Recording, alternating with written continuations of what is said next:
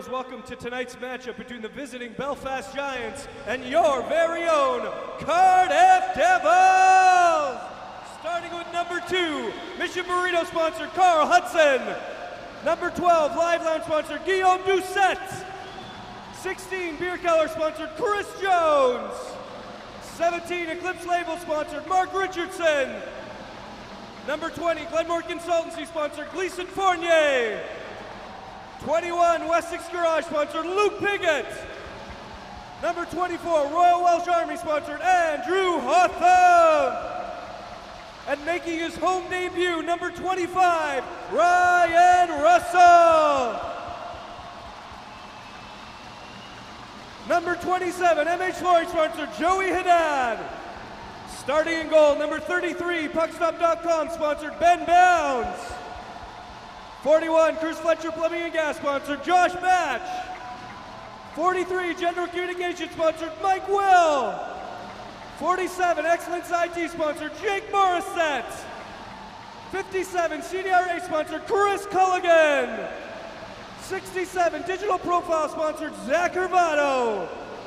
Number 71, your player coach, CDC Specialist sponsored Andrew Lord. Number 74, EJ & Co sponsored Trevor Hendricks. Number 88, Cardiff Pat Test sponsored Joey Martin. And number 91, Manic Mechanics sponsored Thomas Kirka. Ladies and gentlemen, your Cardiff Devils. Now I'd like to welcome both captains to center ice for tonight's ceremonial puck drop with our match night sponsor Specsavers. And tonight from Specsavers we have Katie Roberts dropping the puck.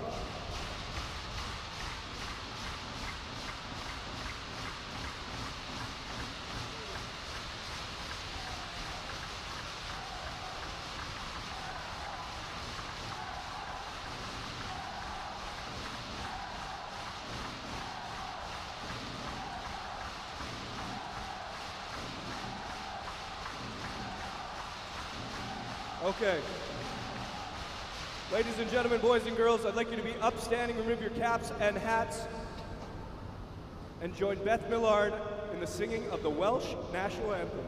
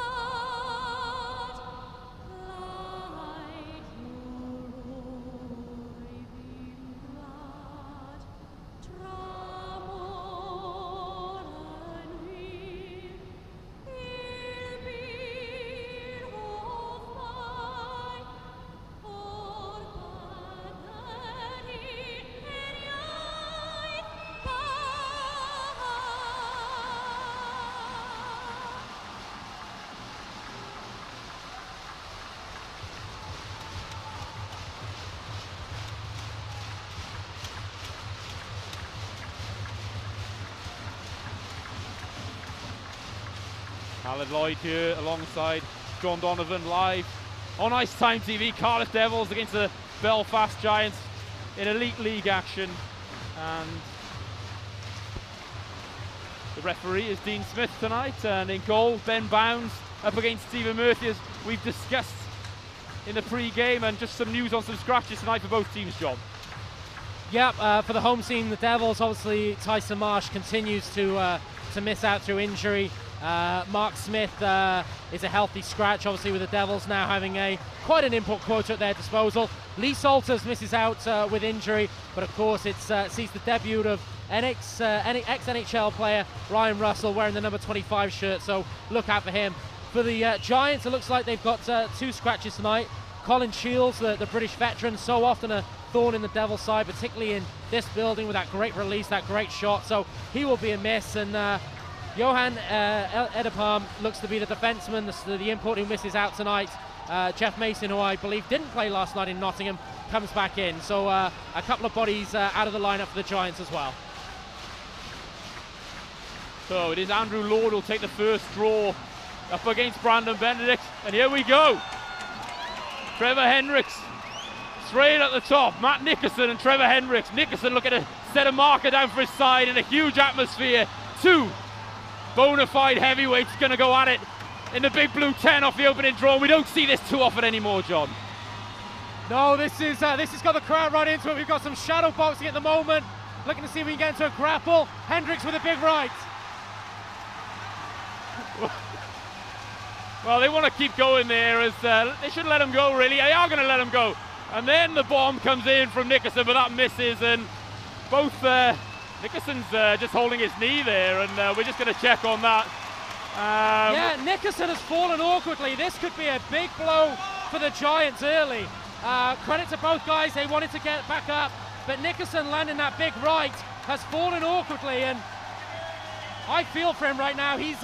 I like Nickerson. He eats a lot of minutes. For a big guy, I think he skates well. We know he's got that experience in Finland. He's in a lot of pain right now, and that could be a blow early for the Giants. Yeah, the build-up was a lot better than the fight in the end, but it was certainly a moment of theatre here anyway to get things going. But I've got a feel there for Nickerson. Join you in that, John, because that's two guys doing a good job for their team, and that's just so unfortunate to see that happen. And we hope that it's not long-term for Nickerson, but he certainly doesn't look like he's going to come back in this game. And that's a big moment for the Devils. The Giants already coming in with 5 D-men. It's a huge moment because apart from Nickerson, the Giants don't bring much size on their defense. They've got mobile defensemen, but not a lot of size. Right now, that could be an opening for the Devils in terms of getting bodies to the net, getting bodies to Stephen Murphy. But as you rightly say, the build-up was much better than the fight. A couple of guys just losing it in the grapple. I think any front punches that were thrown there were Nickerson's, but you know, so you maybe score that to him on points, but if you really call it a clean fight, that would probably be giving it too much of a complimentary status. Big hit comes in from Josh Batch, stepping up into the play, and then there'll be a battle in the neutral zone as Hendricks is in the box, Nickerson is in the change rooms, and much like the Salters-Valabic fight that we had here off the opening draw, is equally as much of a letdown, but in that case, both combatants definitely wanted to go, the footwork just let them down. Absolutely, and the energy in this building, which was already at fever pitch, just increases the extra few notches. So both teams are going to be right in this now, looking to see who can score the first momentum victory. So it is Andrew Lord still out there. He's going to take the draw on this line. He's out there with Joey Haddad and Chris Culligan. It is that we can see there that line's been good together. The Giants though get out of the zone. They've got the big line with Michael Forney out there with Chris Higgins, who's been good as well recently and brings a lot of speed and puck handling ability. Jeff Mason back in the line, taking a huge hit there from Andrew Lord, leading from the front, the player coach, as the Devils will look to tire out this short-handed Giants defense.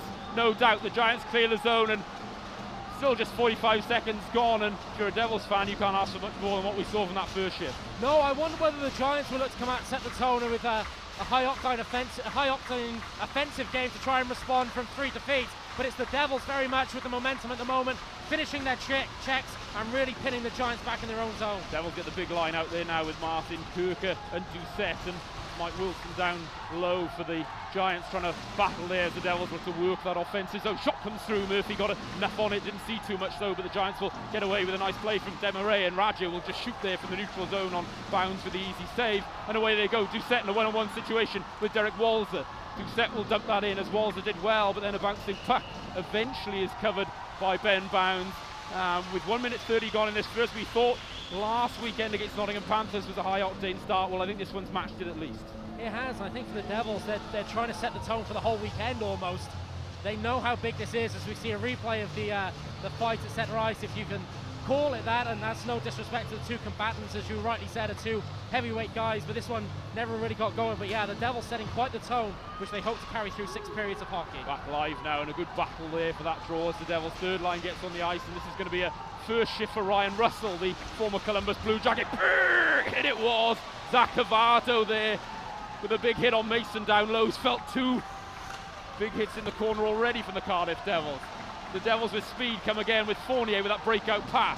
It's Zakavato inside of Morissette, who shoots, and Morissette had a goal in that cup win against Fife midweek, putting the pressure on down low, and the hit there as the Giants will get out of the zone, but all they can do is ice the puck with 2 minutes and 2 seconds gone, and the Devils will get another change as the Andrew Lord line gets back on the ice. Adam Keefe, Darrell Lloyd will have to stay out there for the Giants. And Adam Keefe is such a prominent player in this building. He is the one who really needs to lead this Giants team now. A team that's a little bit short bench with Nickerson. We don't know whether he's going to come back onto the ice. Adam Keefe's often the heartbeat of his team. He's the one who needs to get his team a little bit of a foundation in this game, a good shift, get the momentum back on the with the white shirts.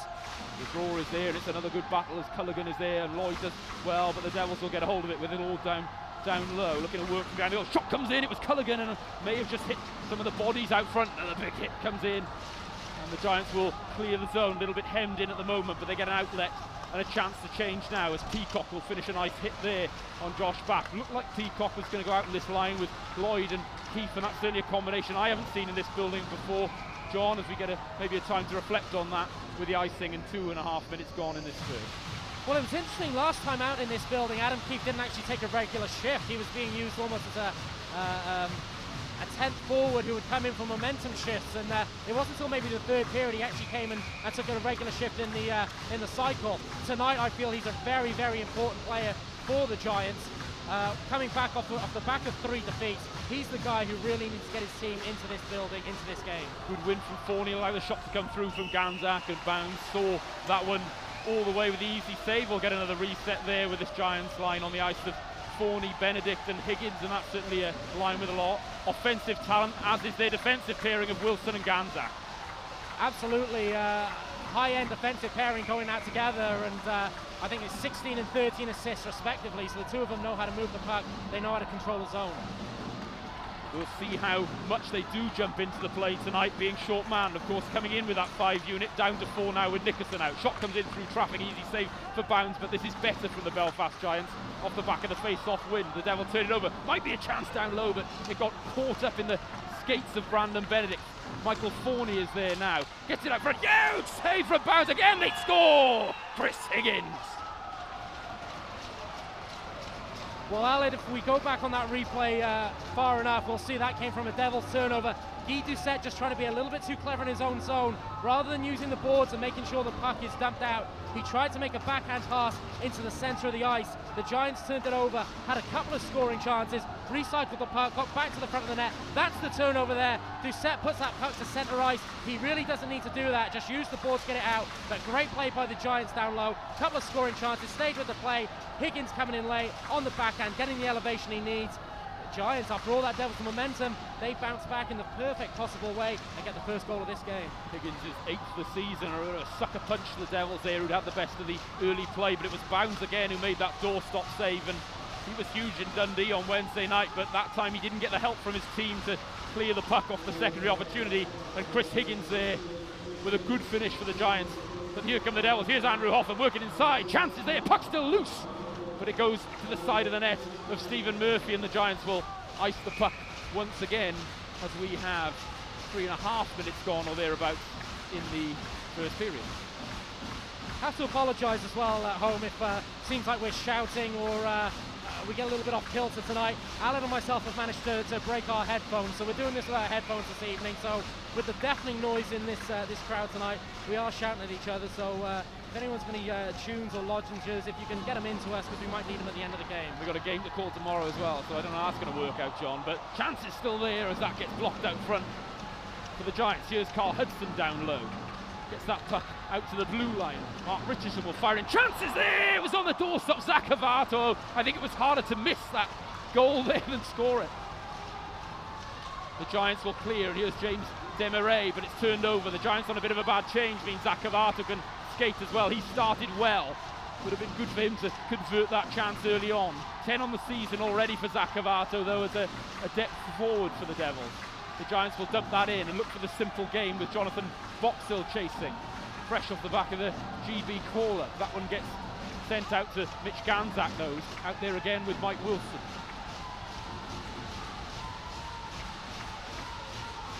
Still not 5 minutes gone in this first period. Giants 1-0. Michael Forney with that beautiful skating style gets that one in, but wide of Ben Bounds, and he collects his own puck back to Ganzak with a blast and a good bot from Chris Culligan it was there. That gets fed around to Andrew Hoffman, who has to work hard to get away and gets caught up in the skates of Dean Smith, but the Giants have responded well to the early tempo set by the Devils. But here comes Andrew Lord. Lord will shoot, just fired wide off the deflection from Walls. There's still a chance out front. Haddad is crashing the net. The puck is still loose, and there's a massive humanity out there. Then a big hit off the play from Walzer, and now Mike Wilson will work hard down low. Numerous cross-checks going in, and eventually it's called as it was one cross-check too many for referee Dean Smith, and Bounds is lifted for the extra skater, Thomas Kirker, on the ice. Still there, Culligan down low. It's out front from Haddad, but Boxall clears up, and the Devils have got to the power play with 5 and 12 gone in the first. Well, I think Wilson was, as we see Forney grabbing at Chris Culligan a little bit there, but Wilson was saying he's just using the gloves to push, but a couple of times it did look like there was the cross-check motion across the back, and we'll see here the scramble.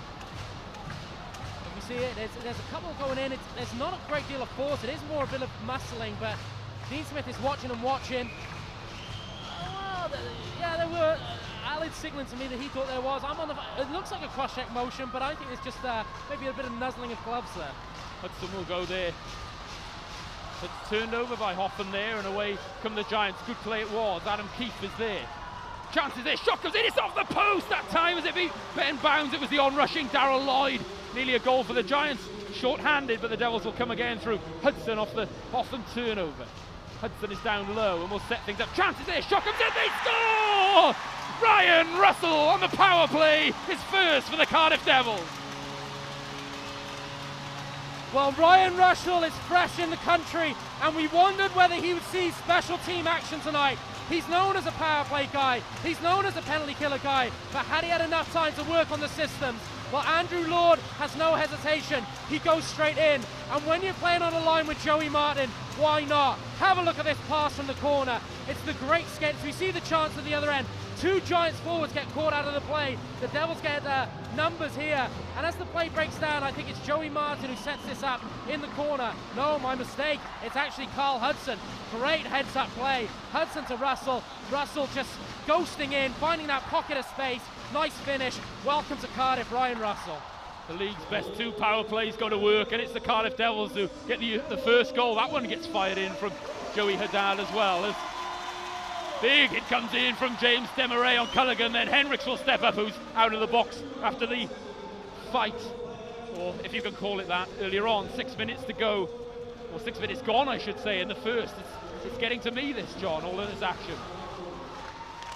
Might be there though, chance, shot comes in, big save it was from Bounds. It was Mike Forney stepping in, and if there's my apologies, it was Mike Radja, Giants' top goal scorer this season. If there's a play you don't want to turn it to, he's certainly one of them. Here's Joey Martin, shot comes in. We can't hear ourselves in the building, so apologies if I mispronounce anything. I honestly can't hear myself while I'm talking here, John, minus the headphones.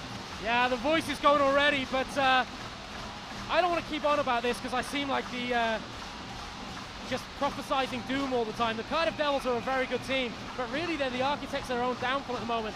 So many turnovers continuing in their own zone. I know I've said it the last few weeks on commentary. We've seen at least 3 or 4 already tonight, leading to good scoring chances. The Devils really need to minimize the unforced turnovers in their own zone. Fresh off my gargling, John, while you come into the play. Do you think we can ask everyone in the crowd to be quiet? It's not going to happen in this building, John, I don't think. The Devils win the draw, and Richardson will step in and look to go to work. Shot comes in, it's a good save from Murphy off the sharp angle, and 13:23 left in the first, and right now it's the Devils with the ascendancy but level on the scoreboard. Absolutely. Stephen Murphy playing well in this building tonight though. Thought he had a little bit of a up and down game back in the Big Blue tent in November. Seems to be playing very, very deep in his net though, and his crease is getting crowded, so continue to watch for that. Hoffman has it back on the blue line, goes D to D. Shot comes in there from Mark Richardson, and the Devils are doing well down low so far. They're getting a lot of good work in there and create some chances out front. no penalty called that time as Joey Martin went down. Shot, it was a good sharp save it was from Murphy with the pad there, and it fell to the Belfast Giants to get a hold of the puck.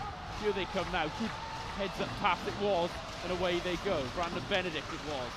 But Thomas Kirker will turn that play over and now feel some pressure from Benedict, and he turns it over to Mike Wilson. Shot comes in, Bounds doesn't know where it is.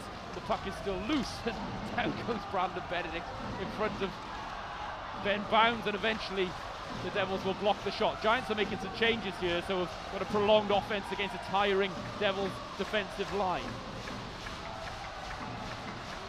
Ganzak it was who got that puck back, and now Lloyd will just dump that in. Peacock is there to chase, but it's too far away from him. And Andrew Hoffman makes a nice outlet pass to Guillaume Doucette, who'll dump it in from the line. Big hit! Attempt anyway comes in from Adam Keefe, and it was a good thing Guillaume Doucette evaded that one. The Giants will come away again with some momentum. Darryl Lloyd dumps it in, and Adam Keefe will chase. Gleason Fournier picks the puck up though, and you'll use those magic wheels to get away from Adam Keefe. Here's Gleason Fournier, shoots, and a good save it was, and Murphy did well there to hold on to that puck. And that's the first time we've really seen Gleason Fournier on the rush. We'll just get a little bit of afters as well. But what a sight that was, John. Absolutely. When you've got Adam Keefe bearing down on you on the forecheck, sometimes you can be distracted. But even though he felt the presence, he corralled that puck beautifully behind the net, took it straight into his skating stride, and just a fresh pair of wheels there, a clean pair of wheels that just left everybody behind. And the Devils wanted to make their defense more mobile, and with the signing of Gleason Fournier, boy, have they done that.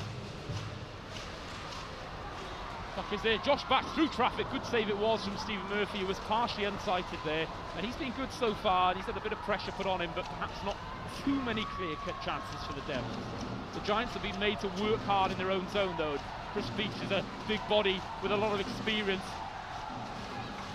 drafted in the first round by the Washington Capitals, that they're going to need to use, but he's given that penalty away there. Another cross-check call, we'll see, and the Devils call Bounds for the extra skater as Joey Haddad looks for some space. We'll drop that off for Chris Culligan. Nice pass it is to Josh Batch, who has room. Back it goes to Haddad, 6-on-5, down low to Joey Martin now. Martin is there, Haddad, Martin looks to step inside, backhand, still not turned over as the Devils will wear down this Giants defenseman ahead of this upcoming power play if they fail to score. Good rink-wide pass it was.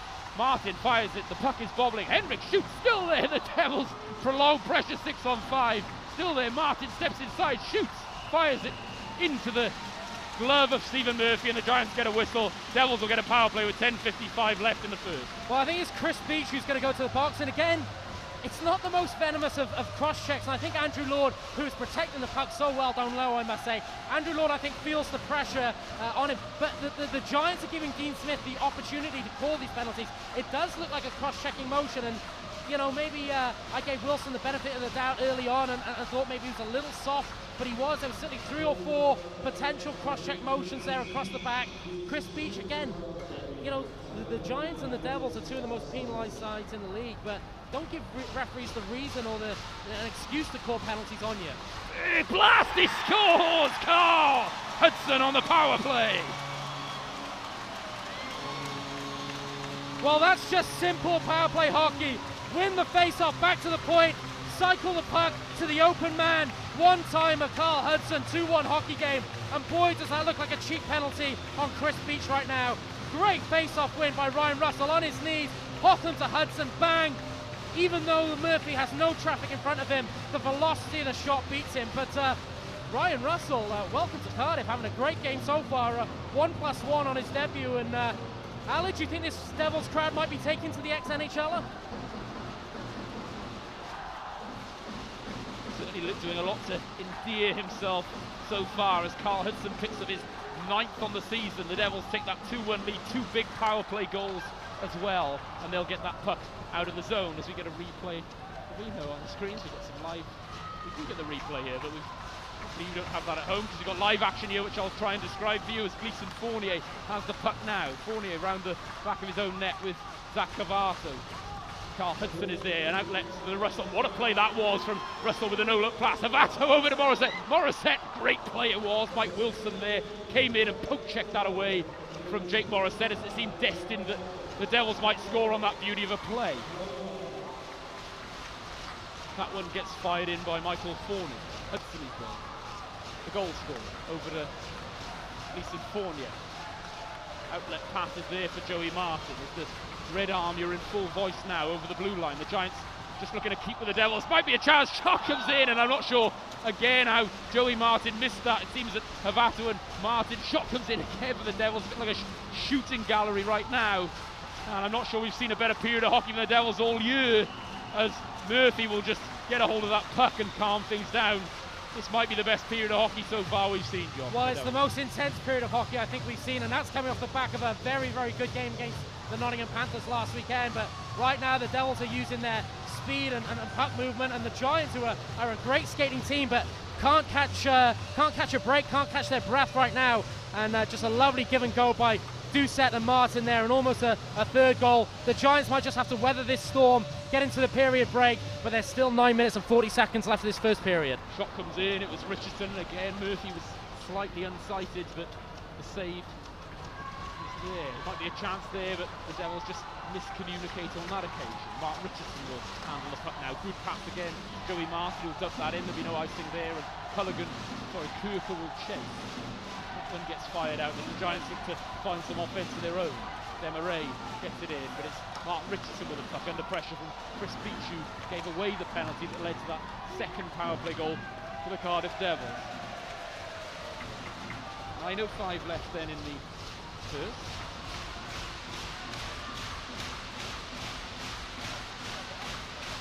And the Devils and Giants will both make their changes.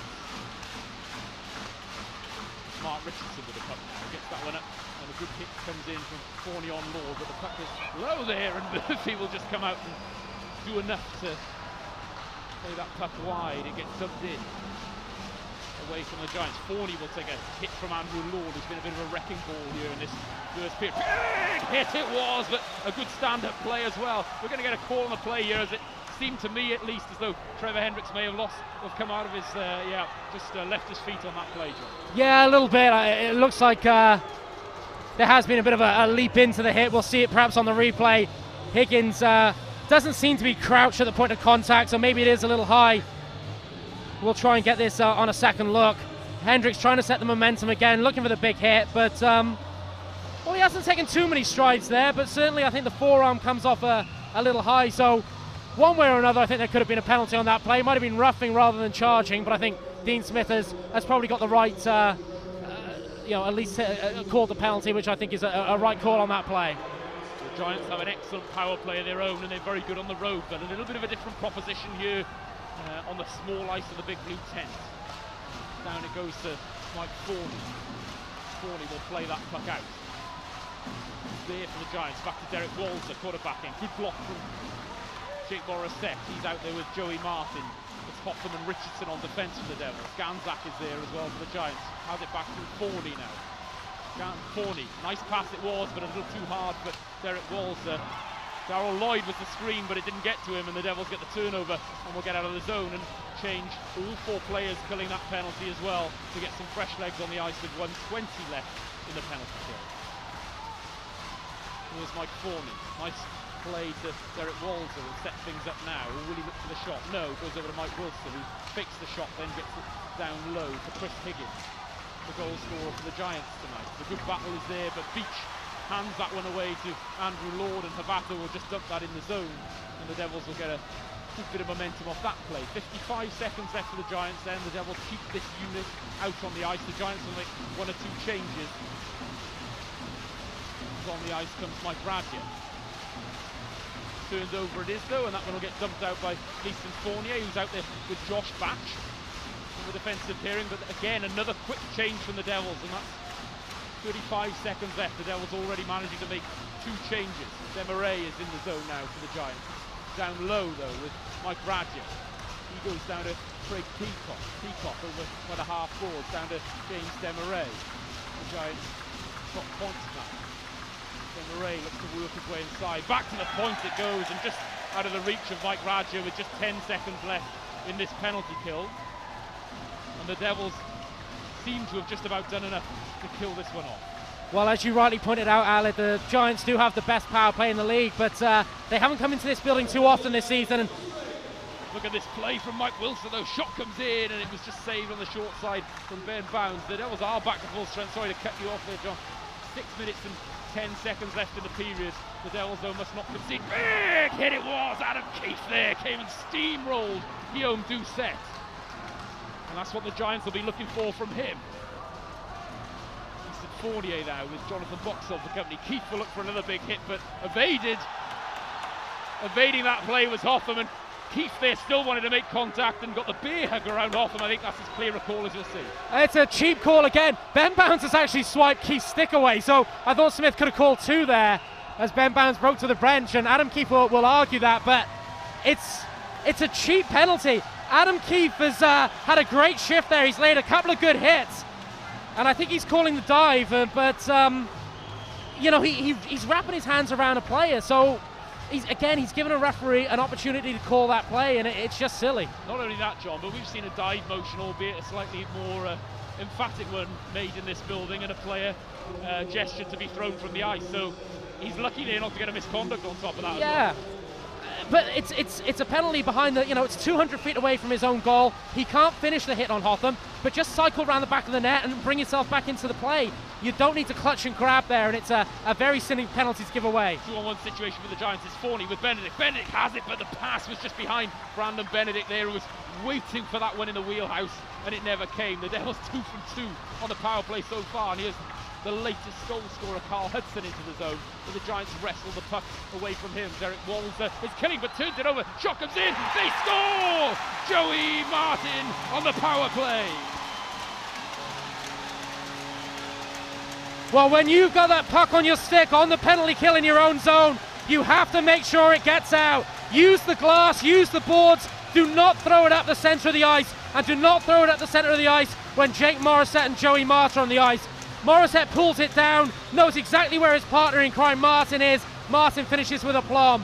But Walter there, it's a great forecheck actually from Morissette, who creates the turnover. But Walter, I think, has got to use the boards more in that circumstance. But credit to Jake Morissette doing all the hard work, and what a big goal by Joey Martin. But again, and I'm sorry to keep on, Giants fans, but what a silly penalty to take.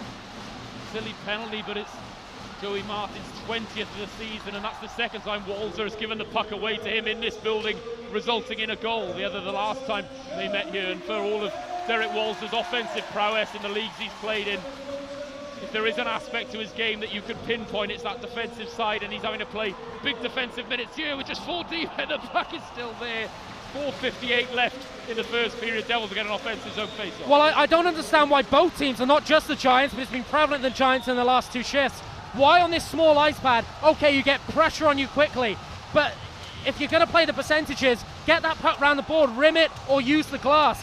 Why are both teams coughing the puck up in the centre of the ice? They're looking to clear the puck through the centre of the ice. They're just being picked off at the moment, and the Giants are paid for it. The Devils did earlier on the Giants' first goal. The Giants are paid for it there. Devils get control of the puck from the draw, and this Andrew Lord, Joey Haddad, Chris Culligan line has been so important. The Devils doing a lot of that dirty work and controlling the play in the offensive zone as that one gets dumped in from Adam Keefe. Big hit comes in from Josh Batch, and those two have tangled before, of course. Then Darryl Lloyd, huge hit it was. Great play from Lloyd on Andrew Lloyd. That's a great hit, Alec. That's when you've got to get the momentum back, and Adam Keefe before his penalty I thought was trying to set a tone, but if we see that hit again, that Darryl Lloyd hit, that's a thing of beauty on a bigger man. Turned over again by the Giants though, and Chris Culligan almost found Joey Haddad wide open out front, but the scramble defence was good as we get a replay of 4:19 left. Now we get a bit more going on. We're going to come back here live because there was a bit of a tangle by the benches there. You saw more of it, John. Well, I was kind of watching the replay and then keeping an eye on the bench as well, but Keefe and Batch, who of course have got a little bit of history going back to Belfast last year, but Rob Stewart, who was quite a quiet man, was incensed about something there, and right now the Giants are shaking a little, and Josh Batch and Adam Keefe, well, that's a matchup I'd like to see again. That's box office, but the Giants right now just need to regroup a little. That was a great hit on the play, which we were going to see again in the replay, but they can't continue to give anything cheap away. As this is the hit we see on replay now, Darryl Lloyd on Andrew Lord, doesn't leave his feet, just a clean hit, pinning the Devils player coach against the boards, and credit where credit's due. That's a thing of beauty. This benefits the Giants a little bit. They're really under the cosh right now, the Devils, with the offensive zone time. And a lot of pressure. It's like a shooting gallery there, but we're going to see a call here. Yeah, it's Trevor Hendricks. We apologise to viewers at home. One eye on the replay, one eye on the bench. There was a bit of commotion. Wait to see exactly what that's for as we listen to Todd Kelman. It's a roughing call, and certainly the linesmen were in conversation with Dean Smith there, and this is a great opportunity for the Giants to regroup and bring themselves right back into this game. We talk about silly penalties, and the Giants taking them. Well, that's one there, perhaps from Trevor Hendricks, just stepping over that line that he needs to tread in this kind of game, but the Devils get that puck out of the zone. 4:10 left then, around about in this first period. 150 left for the Giants to work on the power play. Here's Wilson down low, gets it round the boards, but it's to nobody. And it might give Hoffman a chance to clear the puck, which he eventually does, actually with a nice outlet pass to Joey Martin, who'll just calm things down and get that back to Mark Richardson on defence. Both the Giants and Devils will make some changes. Again, it's allowed the Devils to make a quick change, killing this penalty. Yeah, and the Devils do kill well in this building. And what I was going to say earlier on, the Giants got the best penalty in the league. Haven't been in this building so often. The Devils also got a great power play, but struggle at home. Only 5th in the league. So it is a lot harder to get good zone time to set up a power play in this building. The Giants are finding that right now. Yeah, just struggling to get in the zone right now. Perhaps Mike Forney can do it. Here's a bit more speed from Mitch Ganzak, but it's just turned over on that line. Forney will try and get a hold of that puck, and the Giants do get it. Effectively ended up being a bit of a dump and chase, but it works so often in this building on the power play. Here's Walzer, shot comes in, well blocked by Mark Richardson. Chris Higgins is down low, back it goes to Mike Forney, working the little hash marks there. Inside comes Forney again, down low it is, big battle out front, shot comes in, it may have even hit Ganzak on the back there on the way through, as Ganzak is the screen right now on this power play for the Giants. Walzer with a blast, what a bomb that was, straight into the bread basket of Ben Bounds. 31 seconds left on this Giants power play. Well, I don't know whether the guys can show us a replay of that. I think Andrew Hotham might have just made a superb shot block as the Giants finally get good setup time. Let's see if we can see this here. The Giants work this well to Benedict in the high slot. And it's Hotham, I think, the stellar defenseman who initially deflects it onto the back there of the Giants defenseman. So Andrew Hotham might win the scoring title this year, but also prepared to pay his dues on the back end. Back with Walzer again, who has room. This time he makes the pass over to James Desmarais. Working the circle there. Desmarais with a cross-ice play to Ganzak. Room for Walzer. He's got Culligan up high, blocking him. Joey Haddad with a big body is out there too. Radja down low, looks for the chance for Chris Beach there, who was making himself available, but it didn't find a way through. It's still there though with James Desmarais, the architect of so much good offense that the Giants bring. Walzer will just fire it, but it's well blocked. Culligan, the Devils are back to full strength and might get a chance here with Trevor Hendricks. Trevor Hendricks skates, shoots, and it just fires. It might have been Murphy that may have got a bit of a shoulder on that one. We might get a chance to see on the replay, but what a Hollywood play that would have been for Trevor Hendricks, and that's certainly not an area of the game he's overly accustomed to with 2 minutes left in the first. No, well, I kind of like that. If we see that back again, if we got a chance, or in a break of play, Hendricks doesn't look for the pass once. He's looking at net, and I like that attitude. He was going for goal. Here comes Thomas Kirker working his way inside. Kirker forced to the outside, though. It was good play down low by Jeff Mason. That one gets fired out of the zone for an icing. 1:40 left in the first.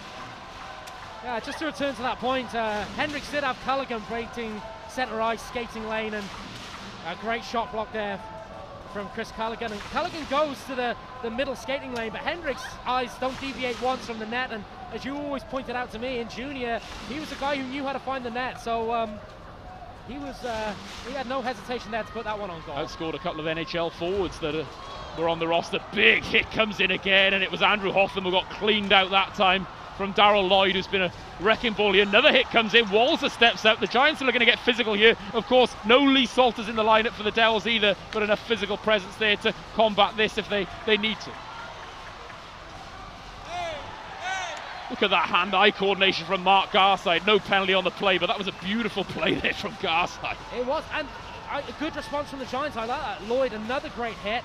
Nothing dirty about it. Clean. Get themselves back into the game, silence this crowd a little bit. That's what the Giants need, particularly from that energy line. And with 1 minute left in the first, the Devils do have the advantage and outplayed the Giants, but they've got to be careful they don't allow themselves to get out hit too much as the Giants go towards that game to try and find a way back. Here's Wilson, good speed and good hands from him, but can't get around the outside of Michael Fournier, and we are going to get a call on the play. If I can locate Dean Smith, who's in the corner. Well, are we going to get a call there, John? I thought we might have seen a penalty there, but no, Wilson is skating off. We're just going to get a face-off, 39 seconds left in the first.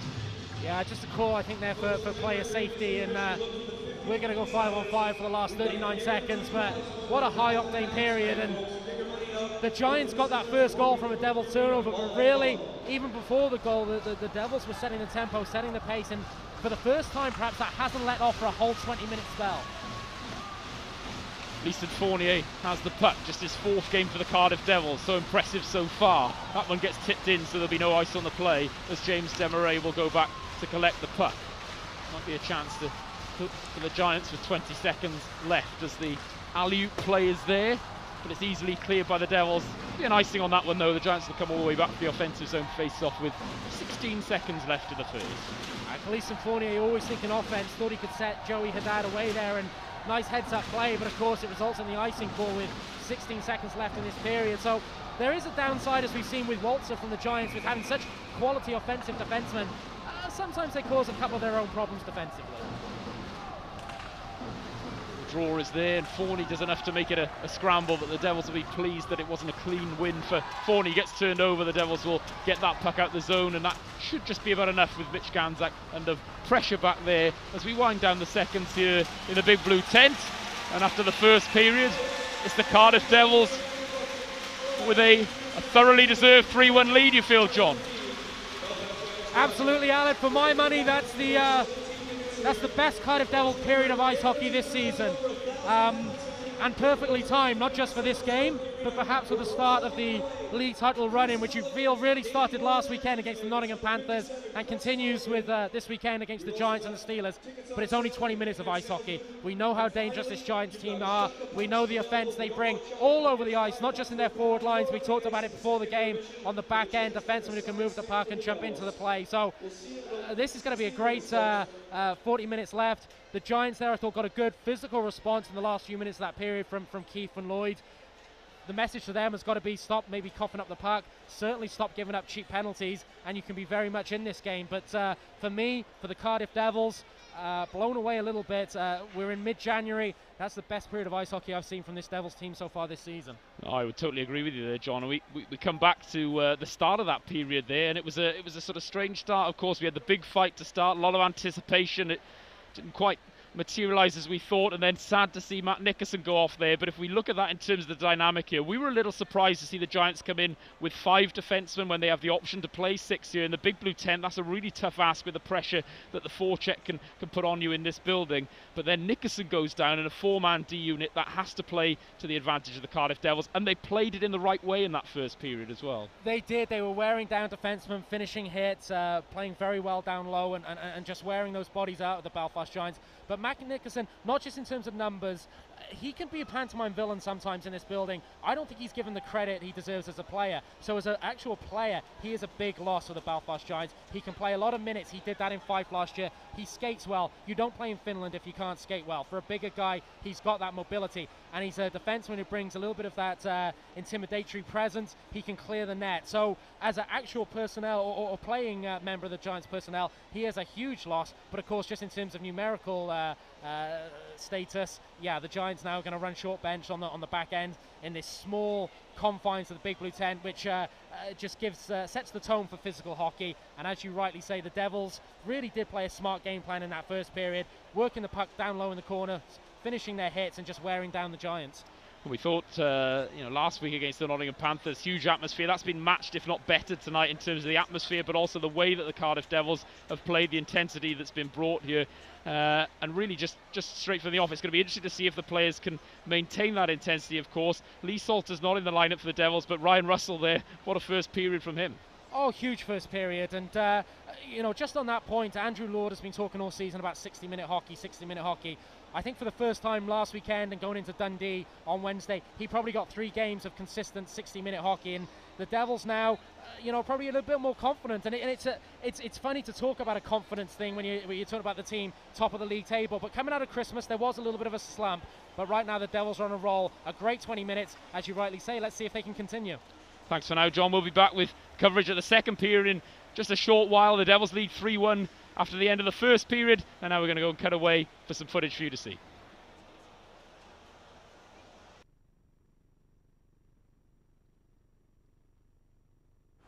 It's been a huge week for the Cardiff Devils. Still riding high at the top of the Elite League, last Monday they announced the signing of two-way defenceman Gleeson Fournier.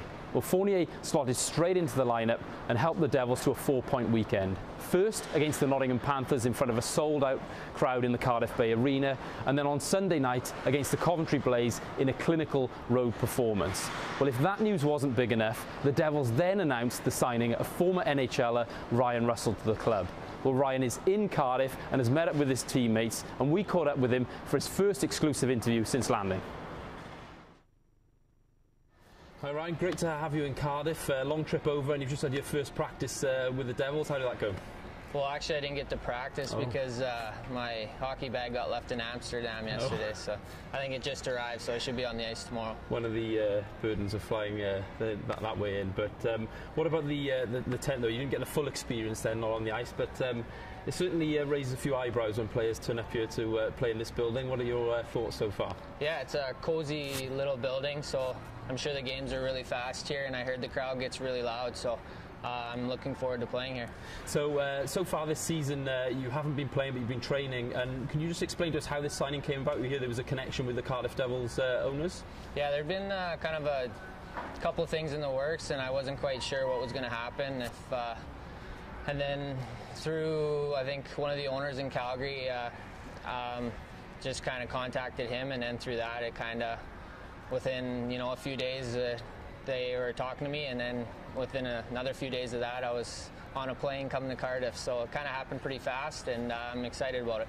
It seems like a question we always ask new players coming into the league, especially players that have played at the top level like you have. But is this a league that's sort of ever been on your radar? Is there much you know about the league, or perhaps any players that you're familiar with from previously in your career?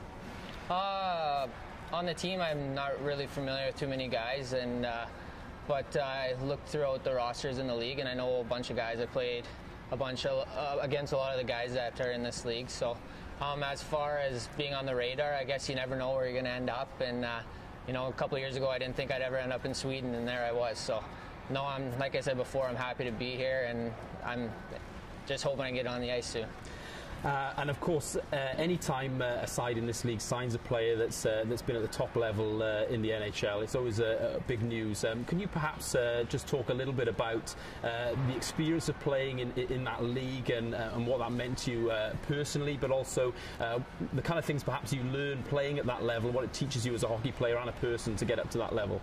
Yeah, obviously it was it's every kid's dream to play in the NHL, and I was fortunate enough to, although it was a pretty short time, I got to live out that dream for half a season, and it was an unbelievable experience to go against some of the players you face every night. It seems like you're going against a great every night, but I think you just learn that you got to come to the rink every day, and you got to be prepared, and if you're not, then you're not going to last very long, and you're going to get scored on. But it was definitely a fun experience, and one I'll always remember. And of course as well, sort of on that way through, and also playing in the American League as well, you played under some pretty reputable coaches as well. What are the kind of things you learn playing under those guys, and you can take forward into your game as a hockey player? Yeah, I've been really fortunate enough throughout my career to the coaches I've had, so I think you try and take a little bit from every coach.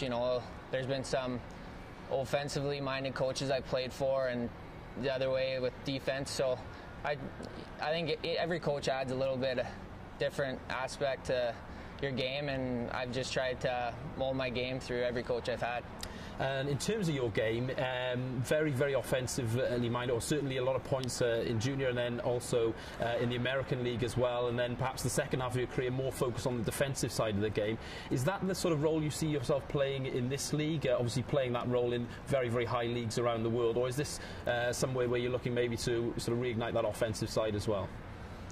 Oh, obviously I'd like to produce offensively. I think everyone wants to produce offensively. They'd be lying if they told you they didn't, but no, I'm just excited to be back at the rink, and I haven't played games in a while, so that'll be the big thing, is getting the rust off. And this team's doing well, and I just want to come in and try and help the team like in the direction they're going and do anything I can to help the team win. And you know, if that's being more defensively, I'll play that, and then obviously try and chip in offensively as much as I can.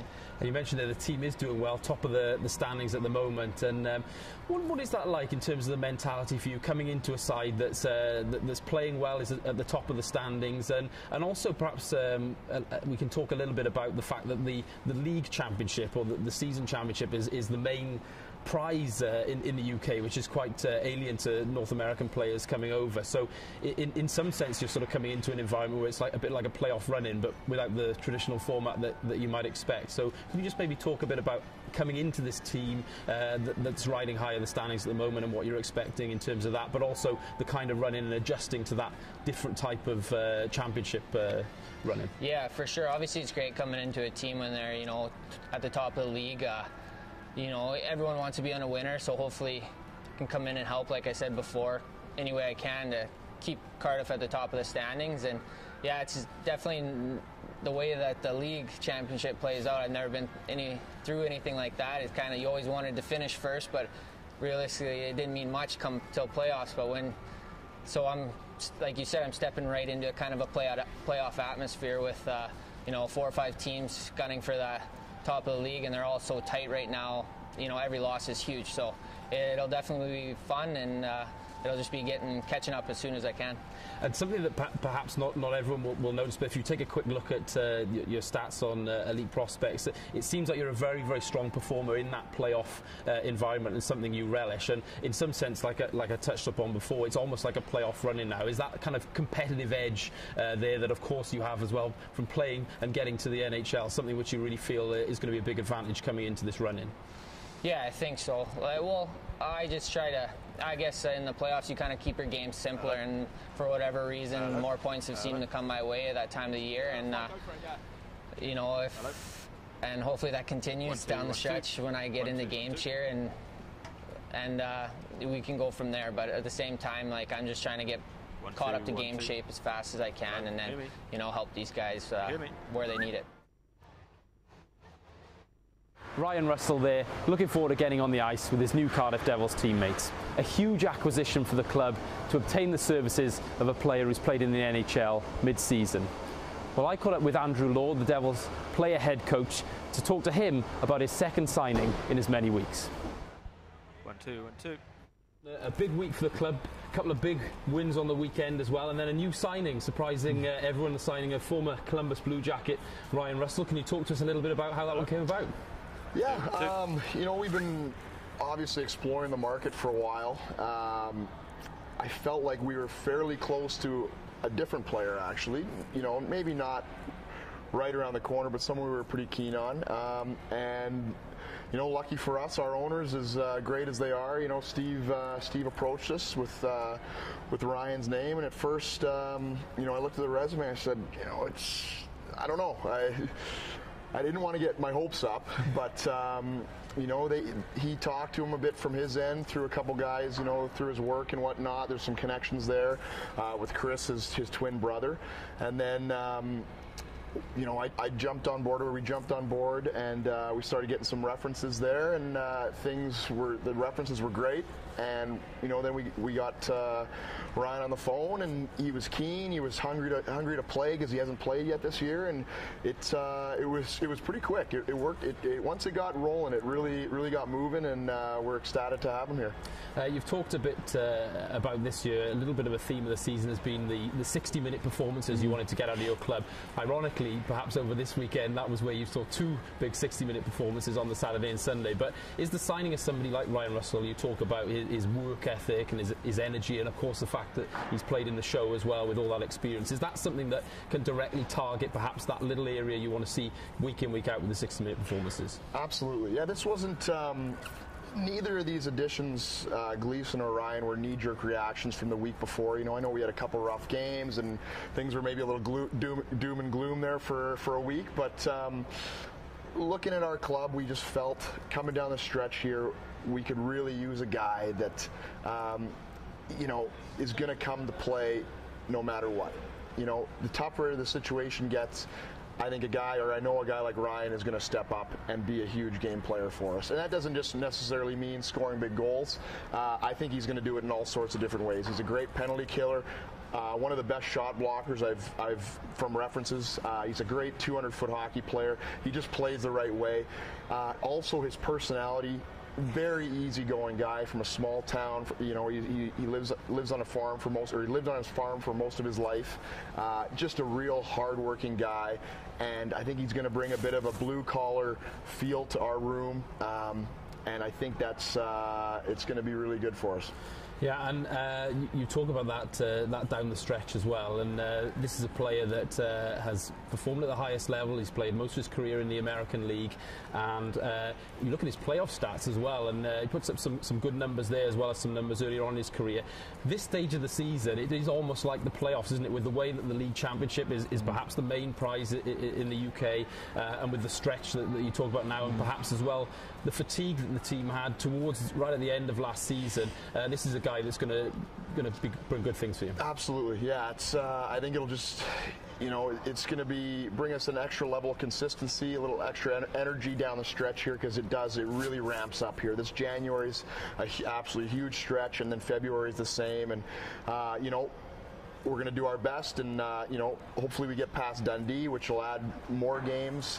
You know, if we're fortunate to get past them, it'll be a very tough test here in the next couple weeks, the Challenge Cup. But yeah, he's just going to be very, very helpful for us in a lot of different areas. I think, you know, offensively, I'm excited to see what he can bring, because I think he's been kind of pegged into that defensive role the last 4 or 5 years. I'm very excited about his work rate, his energy, just playing the right way, playing the system consistently, bringing that leadership as well, maybe a bit of a quiet leader, but I think that'll be very helpful for us. And at the same time, I think his speed is going to really create a lot on the offensive side of the puck. You touched on there that perhaps in the second half of his pro career, albeit at a very high level, he's been more of a defensive forward. Is that the role you see him playing here? But you did mention there as well, you know, looking forward to seeing the offense. Is it going to be a case of see what happens, and you're happy for him to sort of perhaps see what happens in terms of his role on the team?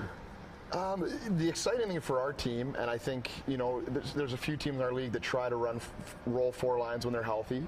We're predominantly a 3-line team, and, you know, we came to the season wanting guys on every line to contribute, to produce. We have guys up and down our lineup, or there is not really even an up and down to our lineup. It's just each line is a threat, I feel. And you know, we feel as a team that really benefits us, because any time, at any moment, we have guys that can contribute offensively. So I think wherever he is, with whoever he plays with, he's going to really help just from an energy standpoint. His speed is you know, very high end, and I think that's going to be great. I'm very excited to see his overall skill set as well. I think it'll be good. And just finally, Andrew, a guy that's played in the NHL. Of course, you have another member of the team, Thomas Kerr, who's played at that level as well. We hear so much about what it takes to get to that level of hockey. What does that kind of experience bring to a dressing room, and in terms of the way maybe it lifts other guys as well, with a guy that has made it to that point in their career? I think it's huge. It's not always about talking about it either. It's just seeing how a guy comes to the rink and prepares every day, you know, through practice, his preparation for games, you know, and just that consistency. And I think that, you know, whenever you can add a guy like that to a roster, it's only going to bring good things. And yeah, we're thrilled to have him. I also, on a personal note, I'm really excited to pick his brain. I never made it to the NHL, and I'm very excited. He's had some very good coaches throughout the years. Definitely going to utilize that. We're definitely going to have some talks, and just, you know, I think it'll be a great learning tool for everyone involved. Andrew Lord there talking excitedly about his new Cardiff Devils signing, Ryan Russell. Well, I'm sure you'll get an opportunity to see Ryan in action very, very soon as the Devils continue their quest towards an Elite League championship.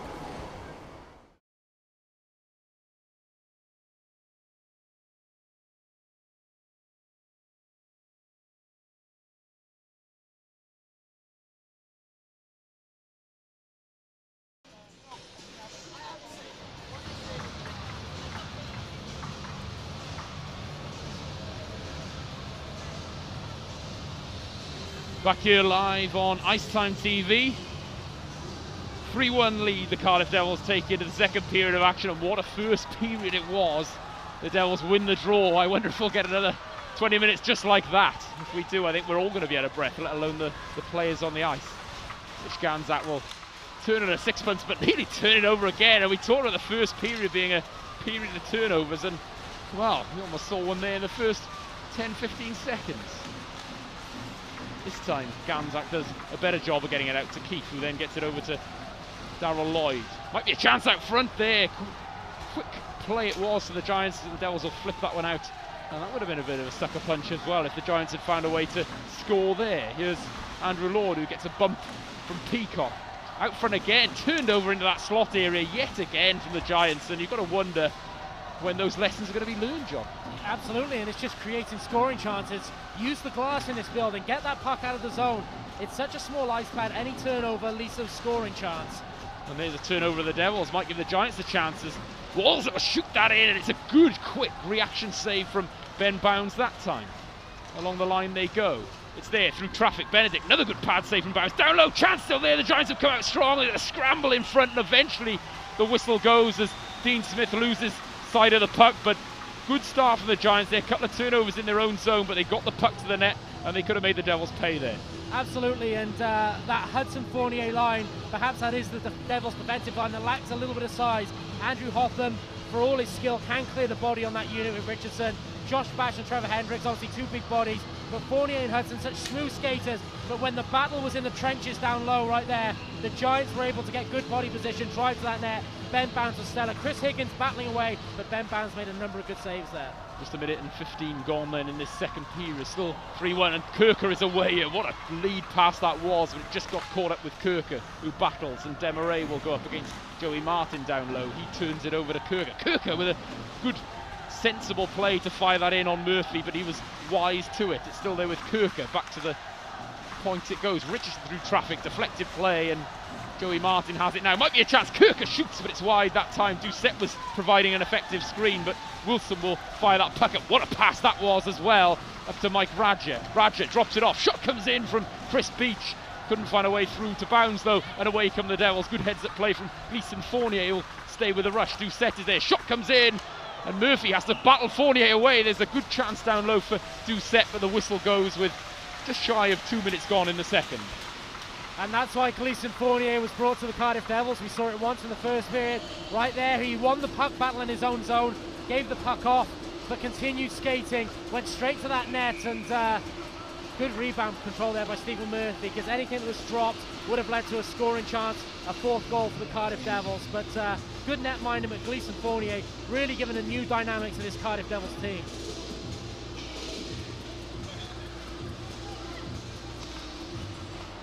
Puck goes back to the point, and that gets deflected away. Good play from Keith, and it's Darryl Lloyd who's there with him. Big bump in the corner, Batch and Lloyd, as there's a good battle, but that's a good unit for the Devils to have out there up against Keith and Lloyd, the physical presence of Batch and Hendricks. And away come the Devils. No look play it was, and Haddad might get onto that. He does in the end, and then he'll just push that one around the boards. Takes a hit from Peacock, then a hit comes in on Derek Walzer. Turned over it is Culligan. It was Lord with the hit. Culligan will go back to the point, fired in from Batch, but again the Giants get the block there and get that away with just over 2.5 gone in the second. Fired out of the zone it is. Haddad will get there first, so the icing will be waved off. And here's Derek Walzer, the Giants player coach, again gets turned over in his own zone, and here's Joey Haddad. Haddad there just gets hauled down, but no call on the play, and away come the Giants. Chris Higgins with speed, over the blue line he goes. Higgins will look to cut inside, still there for Higgins, but dispossessed he was by Jake Morissette, and then a lead pass up to Ryan Russell will just find its way through to Stephen Murphy. Already 3 minutes and 4 seconds gone in the second.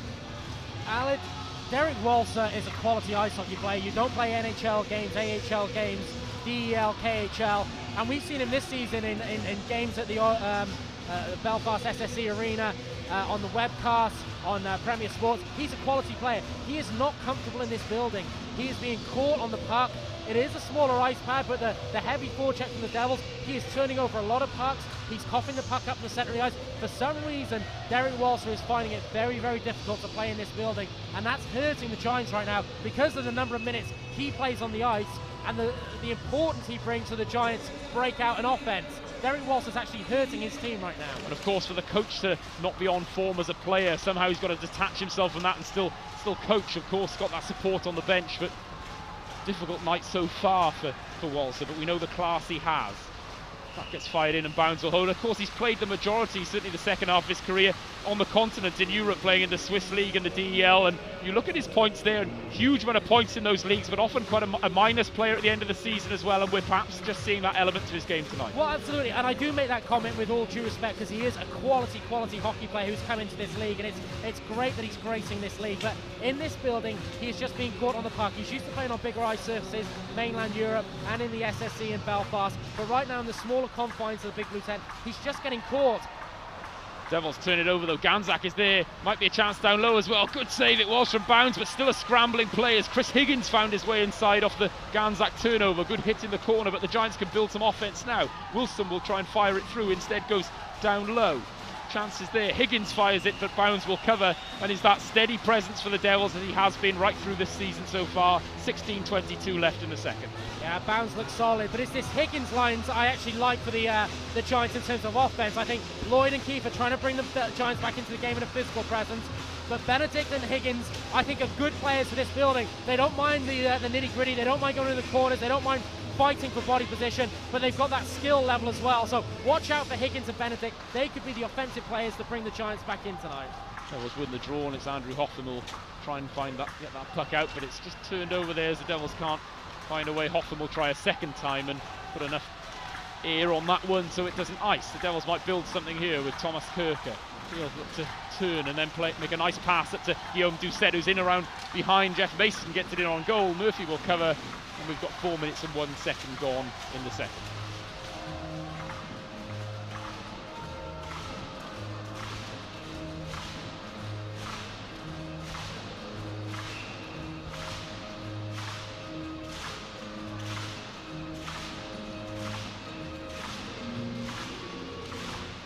Devils win the draw there, and a nice move from Mark Richardson. We'll see him go to net. Wraparound try, he goes upstairs there, and that was a good save from Murphy, as it's not often you see that wraparound try with the upstairs, the backhander going upstairs there. Good play. Shot comes in for the Giants this time, who are getting a few more looks in front of Ben Bounds as well in this second period than they were in the first. The Devils not quite with that same amount of zone time.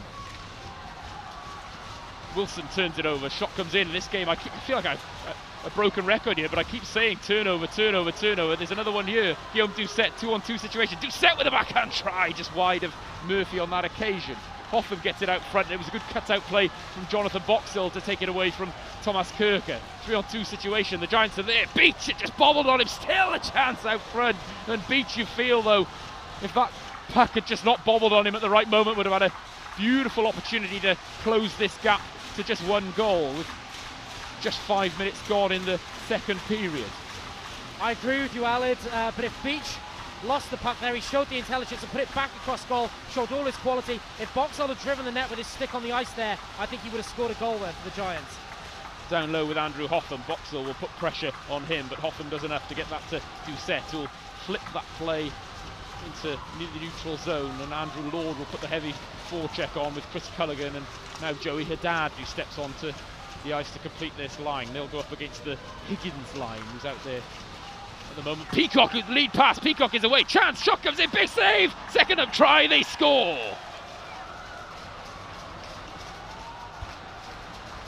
And it's that man Higgins who scores the goal. But ladies and gentlemen, Derek Walser, we maybe criticised his defensive play a few minutes ago. Look at that lead pass, the length of the ice. Really, the Devils should look to cut that out. Great save by Bounds on the initial one of Peacock. But Higgins doing exactly the right thing, driving that net, getting the rebound.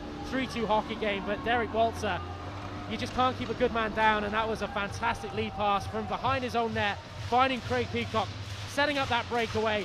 Again, good save by Bounds, but Higgins, who I've been impressed with all night, driving to that net, and that could be a big, big goal. Higgins gets his 9th of the season, and yet again, it's that ability of Higgins to get to that loose puck in front of the net and put the chance away there. Again, a good save first up, but Walser with the lead pass, and The Devils here have been largely dominant, but they've given the Giants some good looks in this second period, and it's no surprise, at least to us in the commentary box, that the Giants find themselves back with a 1-goal deficit, offside on the play. Well, Alan, what I've noticed in the first period, the Giants are usually a team that defensemen are very aggressive and pinch in and try and keep the play in the zone. I didn't think they did that in the first period, going down short-numbered on defence with Mac Nicholson going out injured. At the start of this second period, they've gone back to their old-style game. The defensemen are being very, very aggressive, pinching in. What's that leading to is a little bit of river hockey, because the Devils are finding space in behind. The Giants are outnumbering the Devils sometimes in their own zone. This is going to be very, very exciting from here on in. But on top of that, they've managed to build off that and get that offensive zone time as well. And the Devils haven't been able to get that heavy forecheck going, which put pressure on there. The first, Morissette goes to net, tip out front, shot comes in, and again for the third time tonight, I'm left wondering how a Cardiff Devil hasn't scored. It was more difficult to miss than score. But Alec, that's an odd man rush exactly for that point, because the Giants defenseman was pinching in. So this is what we're going to see, I think, for the rest of the game. There's Fournier who'll just shoot that one in. Morissette will battle down low with Mitch Ganzak. Another good battle on the boards.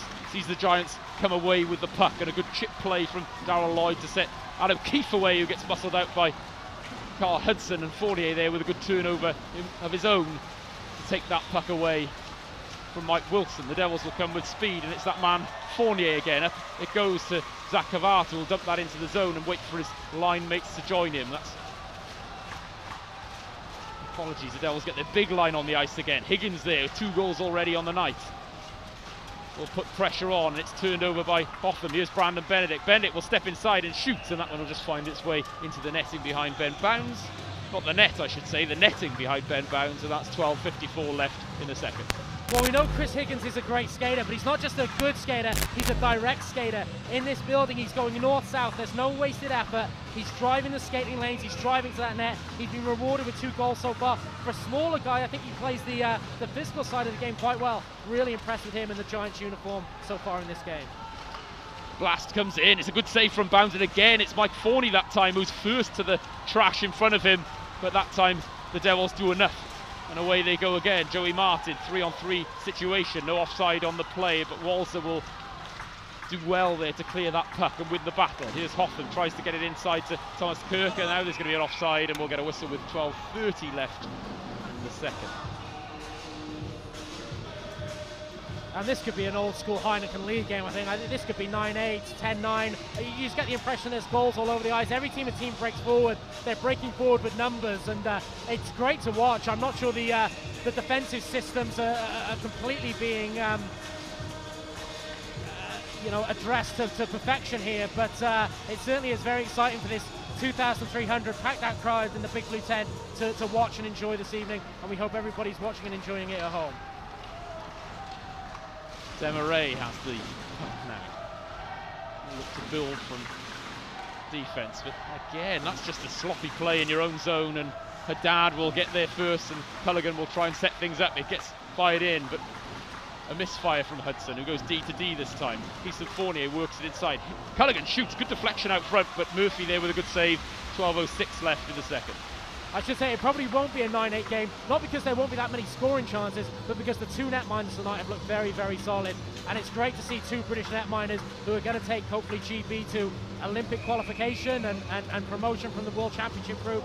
Stephen Murphy having a very good performance tonight. Still think he's pretty deep in his net, which is a bit different to how I usually see him play, but his rebound control has been very, very good all night. Ben Bounds has made a lot of bigger saves, which is as per normal. Credit to both goaltenders the way this game's being played, that it is only 3-2. The Giants get that one in the zone, and Batch will just play that over to his defensive partner Trevor Hendricks. It stays in the zone though through Mitch Ganzak, and again a little bit less pressure on these Giants defensemen in this period. Only 4 of them there are, but they're not having to work quite as hard as they did in the first. Certainly more puck possession time for the Giants as Peacock will fire that deflected play in. It's Adam Keefe now will get that round to Peacock down low. Out there with Darrell Lloyd, who's going to make a big hit. Can't catch up with Batch to make the hit. Piggott is out there for the Devils. Had his first goal on the season midweek against the Dundee Stars in the Cup, and it's this effective 4th line for the Devils. Shot comes in, good save it was, and interesting to see there the first time tonight Andrew Lord going to that 4th line with Joey Martin centering Piggott and Jones. Well, it's worthwhile for the Devils to extend the bench. Not just because the Giants are now a little short bench this evening with Matt Nicholson out of the lineup, not returning from that injury in the first 5 to 10 seconds of the game, but also because it's a long weekend, it's a big sixth period of hockey with Sheffield Steelers coming into this building tomorrow. Everybody needs to be used to the full extent. Andrew Lord, Jamie Elson, Neil Francis need to use the whole bench. Here's Jake Morissette over the blue line. Good play from Walser, but Morissette will get that deep, and the chase is on for Havato, but ahead of him was Mark Garside, who's getting a shift there as well. Desmarais will... The shot comes in, Morissette. 10:52 left in the second. A little bit more broken play now as well. And Ryan Russell, a man who hasn't played all season, I like the fact he's just keeping his game simple tonight. When he's got the puck on his stick in the zone, he's looking to get the puck to the net, as we saw there. Just release that shot. If you don't score, generate a rebound. He skates so well defensively. He's getting himself on the right side of the puck. He's just headmanning those passes. It's simple. And even for an ex-NHLer, when you haven't played all season, your first game back, keep your game simple. The forecheck is on for the Cardiff Devils. The Giants will look to make this breakout play with Mitch Ganzak behind the net. It's a nice play up to Higgins, who then makes an even better play to Brandon Benedict. Good bump in the corner as well, as Hotham is out there. It's a good play from the Giants, but then they turn it over and away they come. Morissette will just get that up to Zach Havato, finishes the hit, and Ryan Russell then will get turned over. So we're going to play it down over by the benches. It's Mitch Ganzak who's down, the defenseman. And eventually we're going to get a whistle here with 10-12 left in the second. And Ganzak, it looks like he's bleeding. We see him going off the ice to the Devils side of the bench. Probably going to be treated by the Devils doctor. If he needs to get stitched up, that might be 4 to 5 minutes, as we see the Devils probably getting a delay of game penalty here, I think. But the Giants look like for a few minutes at least, they're going to lose another defenseman, and the doctor in the building needs to work quick, because the Giants can't afford to lose another body on the back end. As we see Ryan Russell paying his first visit to the penalty box in the big blue tent, and we'll wait for the call on that, but certainly I thought it was a delay of game call with the puck going over the plexiglass from a Devils player. Yeah, we'll await the call in the building here, just to see if there's an extra couple of minutes on this one. Giants will get a chance to go to the power play though. Mike Radja takes the shot. It's there for the Giants now. Just 2 minutes now. It's the delay of game call it's going to be. So nothing for any high sticks or anything over by the benches. Back it goes to James Desmarais now. Down low to Craig Peacock. Still there for Desmarais. Peacock is there, works his way inside. The puck is loose. The Giants have scored. And Peacock just works body position there so well, and Andrew Hotham, such a stellar defenseman, but he's going to be unhappy with that one. He allows Peacock to get inside and maneuver his body to just get to that near post and stuff the puck in. Hotham has got to cut that lane to the net, as we see again. Hotham down low. I think he's got to be quicker responding there. Richardson doesn't close the gap. The Devils' gap control isn't fantastic. Peacock's able to maneuver a bit of space, and credit to him, probably the most natural British sniper in the game at the moment, along with David Clark of the Nottingham Panthers, and that was just a pure goal scorer's goal. And wow, what a game we've got. 3-all. Great response from the short bench Belfast Giants. Peacock is 13th for the season. Apologies for my surprise there. We don't have the best vantage point here, as those who've been to the Big Blue Tent will know, and it was a bit of a muted celebration as well. It just poor gap control there. Hotham, I think, is too far committed to the one side. Richardson doesn't come over to close the gap, and Peacock shouldn't be allowed that opportunity to get his body position to get to the net, but credit to him, very, very good goal. For the Devils, who've been so sound defensively recently, might be a chance there as the puck is loose, but the Giants will come away. Call on the play, it's an easy one, as Haddad intentionally got the stick up in Walser there, who was looking to set up that offense. The Giants have pulled Murphy, will get a whistle now. Giants will go to the power play yet again, 9:28 left in the second. Well, it's just a night of cheap calls tonight, and again, you're taking that penalty 180 feet away from your own net. Joey Haddad, he doesn't get his legs going, and so he just reaches out with a stick, and it's an obvious hooking call. And this is a big momentum swing, and it's credit to the Belfast Giants and the bravery of the Belfast Giants that short bench, they have been far more oppressive with their defensemen activating, just forcing the Devils back into their own zone. Credit to their coach, Derek Walser, the way they've responded in this second period. The Devils have been superb defensively as of late. They've risen to at least before this game, to the top of the charts in terms of goals conceded. but perhaps the way the game is being played at the moment, it just suits the Belfast Giants. Here they go then on the power play again, over the blue line. Martin doesn't get it out of the zone though. That was nice hands from Mike Radzier, and it allows them to set up. Same unit that scored that goal. Peacock will look to do the same again, but this time Mark Richardson stays a little closer to him. James Demarais, back it goes to the point. It's blocked by Chris Beach there, and just fired down low. The Devils can't get it out the zone though, with 1:25 left in this Giants power play. It's there with Wilson. Wilson looks to step in, gets it down low. James Demarais, who just works things so well from around the goal crease and the goal line.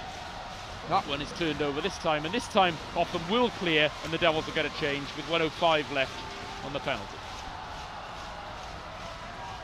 We've got a collision at the players' bench there, and Darryl Lloyd looked like he was favouring his left leg, but he's skating into the play. There's Mike Forney out there now with Wilson, who's playing a long power play shift, goes D to D. Might be a chance there for Higgins, who was looking for his third on the night, but Havato did well. Trevor Hendricks is out there with Leeson Fournier. Good play from Walser, gets that one down low. Fournier will have to battle. Chances there, shot comes in. It was Lloyd there. Huge save from Bounce in the end, and then a bit of a tussle out front as we expect from Darryl Lloyd. 36 seconds left in this power play. Well, Havato and Lord there both missed their assignment a little bit. The box doesn't get set up. The Devils forwards can't see where their opposing players are on the ice, and Lloyd just ghosted into that high slot area. And again, it's another big save by Ben Bounds. That could be a huge situational save in terms of the Giants having the momentum, coming back from a 3-1 deficit. If they'd have taken a 4-3 lead there, that would have certainly quieted this building significantly. Wilson fires that in, and the Giants work down low with Forney. Buoyed by that power play goal on the previous effort. Here's Forney. The Giants will look to work again. Another chance out front it was for Benedict, as the Giants are just finding all sorts of room there in the slot area. And what advantage, of course, John, the way the Giants are playing this and the way they've sucked a little bit of the atmosphere out of this building, is we can actually hear ourselves now in the commentary box, so the voice has been maintained a little longer at least. May not be good news for you at home. Back to full strength for the Cardiff Devils anyway. And they turn it over. Culligan will fire it out, but it's just too far and too far ahead of Joey Haddad, but icing is waved off. Mason will go back and turn that puck over to Carl Hudson, who steps into the play. Gets it back to Jones. Jones through traffic. It's still there. Chance it there. They score! Chris Culligan. Well, Alan, the Devils get a little bit of puck luck there. Chris Jones, great communication. We heard him shout from here, letting the Devils player going into the zone know that he was behind, ready for the drop pass. Chris Jones fires the puck in there, but there's a whole series of deflections there, and it falls invitingly, kindly for Chris Culligan. It's Hudson who drops it off to Jones. Jones, a couple of deflections, falls to Culligan. He roots it. That's a big goal. I was going to say those power plays have been fortunate for the Belfast Giants, because with Ganzak out, you can actually play a forward on the point, so they hadn't been suffering for being even further short bench while he was being stitched up. We wait to see whether he returns to the ice. In fact, Mark Garside is playing as a defenseman here as Dean Smith suffers a high stick. So Mark Garside, great team man, good defensive forward. Looks like he's going to start taking some shifts defensively as Ganzak continues to get stitched up. The Giants were playing very, very well, but big goal in the context of this game from Chris Culligan. Culligan is fourth of the season with his parents in the building over from Canada. Fantastic for them to see that goal from Culligan, and it was against the run of play, much like the Giants' first. It's been so much all about the Belfast Giants, certainly for the middle portion of this second period. The Devils get it out of the zone. They regain the lead at 4-3, but I've got a feeling that's not the last we're going to see of the goal scoring tonight. Here's Mason. Guillaume Doucette will try and take it away from him. It gets turned over, but then Hoffman loses out, and Havato does well to cover for him. That one will get dumped in. No ice on the play. 6:28 left in the second then. The Devils regain the lead at 4-3, their first even-handed goal of the night. Those first three coming on the power play. The Giants do ice the puck. We've got 6:20 left in the second. And Walter trying that long stretch pass again, and only millimetres away from connecting. But of course that brings the icing call back. A tired Giants team can't change the personnel on the ice right now, and well, the Giants have been so good this period, and they've been brave in the way they've played, really forcing the pace, but they're just suffering from a lack of bodies on the back end at this point. Yeah, and you wonder, we're seeing so many turnovers tonight from both clubs, but there's those players, fatigue on the back end. You feel like it's going to become an even more present feature as this game progresses, and it was the Devils benefiting from the latest turnover. Here's Walser, beautiful outlet pass again.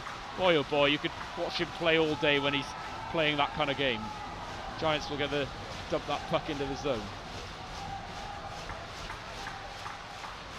The Devils will look to break as both sides have made their changes. Morissette will take it over the red line, dump it in. Chasing is Ryan Russell and Zach Havato, who's on the puck now, battling with Brandon Benedict. The puck gets back to the point, and Batch will just fire it in. Handcuffs Murphy, there's still a chance there. The puck is loose, still there for the Devils. A scramble out front. Murphy is down, there's players all over the place, but the puck doesn't find a way through. 5:30 left in the second.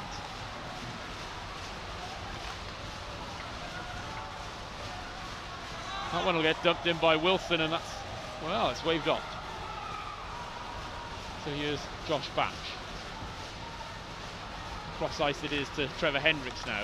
Looks for the lead pass to Culligan, the Devils' latest goal scorer, but it's easily cut out by the Giants, and we've got 5 minutes left in the second, and that one will be an icing. No, it's not, it's waved off as well. Keefe with a big hit and tries to put Batch down, but it's Batch there, just with too much size on the back end for Keefe, and Keefe will go down off the back of his own hit, much to the delight of the Red Army. Keefe again in a battle, then a little bit of a shove to the back of Hendricks, and that's a really good battle too. Certainly another contest we'd like to see, but it's 2-on-1 here for the Devils. Andrew Lord is there with Joey Haddad. Lord shoots and fires it wide. It was a good play.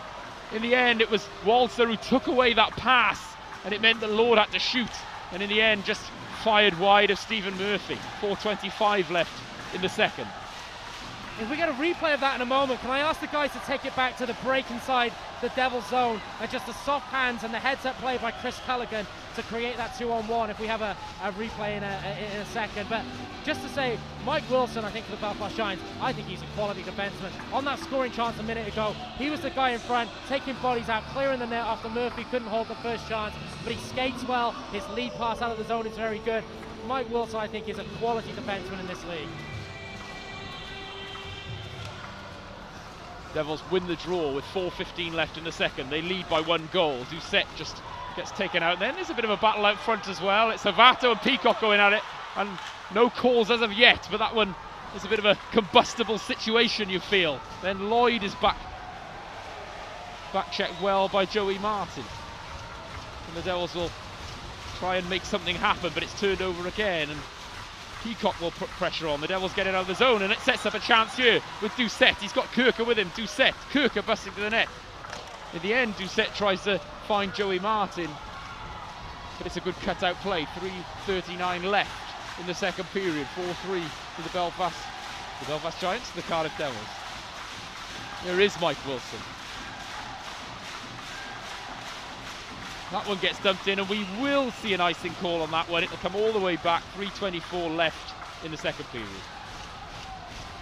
See a replay. Just look at this play, Culligan on the boards. The awareness of what's around him. He takes it there, takes a hit, lovely chip pass to Andrew Lord. It's just simple plays like that, and people at home might think, why are you getting excited about that? But it's just those little unsung plays there. He takes a hit to draw the player in, to make the play, to set up a 2-on-1. Chris Culligan's intelligent. Winding up is Hudson, and that's a good save from Murphy there. Sorry to cut you off there, John. That was a blast from Hudson, looking for his second on the night. You're right to do so. I talk too much nonsense. I felt awful. Genuinely. Let's not argue in front of the kids.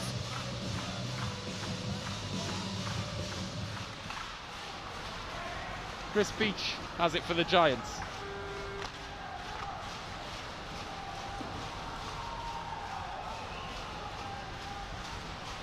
The puck is down low now, but the Devils just about do enough to keep that away from Ben Bounds.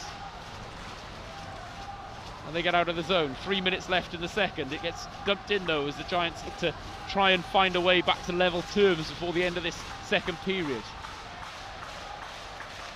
Good outlet it was from Havato to Morissette, trying to catch the Giants with a bad change. Shot comes in, good save from Murphy, doesn't know where it is. It's almost as though Mitch Ganzak there made life more difficult for Stephen Murphy off the save, but we get a whistle with 2:43 left in the second. And I think there the Giants just got caught on the long second period change there, allowing Ryan Russell to get a jump on the Belfast defenseman coming in after him. Surprised Morissette maybe didn't look for the source of pass. Russell was going hard to the net, used him as a decoy, and Stephen Murphy makes another good save. And both netminders tonight are really earning their corner amount of scoring chances in this game. Giants do enough to get a hold of the draw, but Mason will feel pressure from Haddad, as will Walser. Turns it over. Lord shoots, and I don't think Murphy knew much about that one at all, but it went wide of him. The Devils look to put pressure on, but it's the Giants who come away with it. Walser again with that quick transition play over to Michael Forney. Shot comes in, and it's whistles wide of bounds on that occasion. It was Brandon Benedict over there with a laser. Oh, that one just finds its way out in front of bounds as well. 2:18 left in the second. Good turn play, and we're going to get a call here. The Devils are going to sit for 2 again, and the Giants will get a big power play opportunity with 2:13 left in the second. And that's just sheer hard work from Chris Higgins, just keeping his leg moving, battling, not giving up on the puck, using his speed. I thought it might have been a slash rather than a hook, but it looks like Dean Smith's given the hooking call. Whatever the case, it was a penalty. And as you rightly say, Alan, with 2 minutes and 13 seconds left, and Joey Haddad going to the penalty box again, this is a chance for the Giants to bring back parity to this game. And on the balance of this second period, maybe you've got to say that's what they deserve, because they've been highly impressive in this period, bouncing back from that 3-1 deficit early doors. The Giants' power play has certainly gained confidence and looked more impressive as this game has gone on, and they've had enough opportunities as well, both sides giving away. We talk about the quality of this game, and there's certainly been a lot of high quality moments, but there's been a lot of basic errors as well, you have to feel, just in terms of penalties and those turnovers we talked about, but it's certainly made for an exciting one. 1:35 left for the Giants to work with.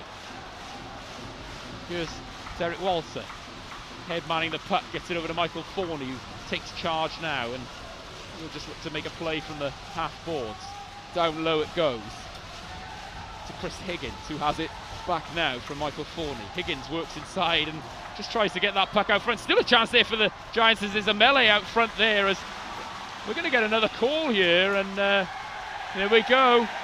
It's going to be even strength. 1:09 left the Giants had. Lloyd will sit. Well, again, it's an unnecessary penalty. It is a retaliatory call. Andrew Hotham is pinning Darrell Lloyd to the ice, but Darrell Lloyd then slashes Andrew Hotham's stick away right in front of the referee, and I think Darrell Lloyd's been very good tonight, leading the physical charge of the Belfast Giants. But I've got to say, and I'm saying this for both teams, as you rightly pointed out in commentary, so many dumb calls tonight, it's not true.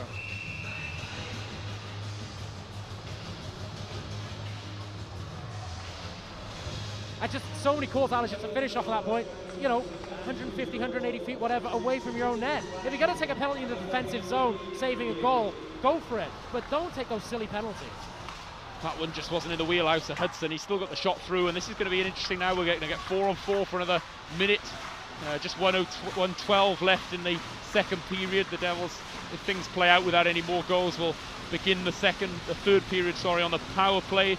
The Giants will turn that over in the neutral zone again, and we do see this battle in the neutral zone here, as Hudson will look to take advantage of the loose puck. So often the turnovers. That was a nice blind pass from Hudson, and Russell there just not quite up to speed with Hudson's thinking, you feel. Beach will battle with Hudson in the corner. 30 seconds left, 4-on-4. That one comes out to Leeson Fournier, who you would imagine would enjoy this situation. Again, it's just turned over all too easily, and the Giants will get a chance to control possession now. But a good battle in the corner while the Giants make some changes. Eventually sees the Devils come away with it. Morissette out there with Martin and Hudson for the Giants. Gansack and Forney and Wilson and Beach are out there. Here's Leeson Fournier. Up it goes. The Devils now on the power play for 10 seconds left in this period. So we'll get a face-off down here. The Devils will have an offensive zone face-off. Just 7 seconds left on the power play. And be interested to see the play that happens here. 7 seconds left on the period. So this is a crucial face-off. We see the Devils loading up a little bit with Ryan Russell going out, joining Morissette and Joey Martin, with Hotham and Hudson on the back end, who can really let those shots go. So Andrew Lloyd creating a line for these last 7 seconds. The puck does come back to Hudson, who will look for room. Instead, he goes across. The chance is there. Martin shoots, and it's blocked out front. And that was a big play. I think it was Mark Garside who got down there, made a vital block for his side to keep this one a 1-goal differential there. So there's a nice set play from the Devils there to finish things off. So it is 4-3, and overall you've got to feel the Giants are going to be relatively pleased with things. They were strong in that second period. They took their chance on one of the power plays. I would love to describe the scene to you here at home, but I don't think there's any way I could do it justice. But we're working in a difficult environment, aren't we, John? And that's not to seem like a martyr or anything, but the gantry is not ideal. No, and figure skating was never my forte, so my balance isn't the best in the world. So you'd be pleased to know at home that I just tripped over about 7 wires there and laid the best body check of the night into Alid and almost knocked him off the gantry. So we're all joining in the fun this evening. Hopefully my mic's still working and everything's, well, maybe not. Maybe it'll be a good thing if it doesn't. But yeah, the Giants, it was really with the dominance there you felt in the second. The key thing was, I felt, they got that zone time, and it meant that the pressure wasn't there on their defensemen, and they alleviated that pressure and they generated offense from it. Far too often for the Devils' liking, found themselves in good scoring opportunities in the slot area.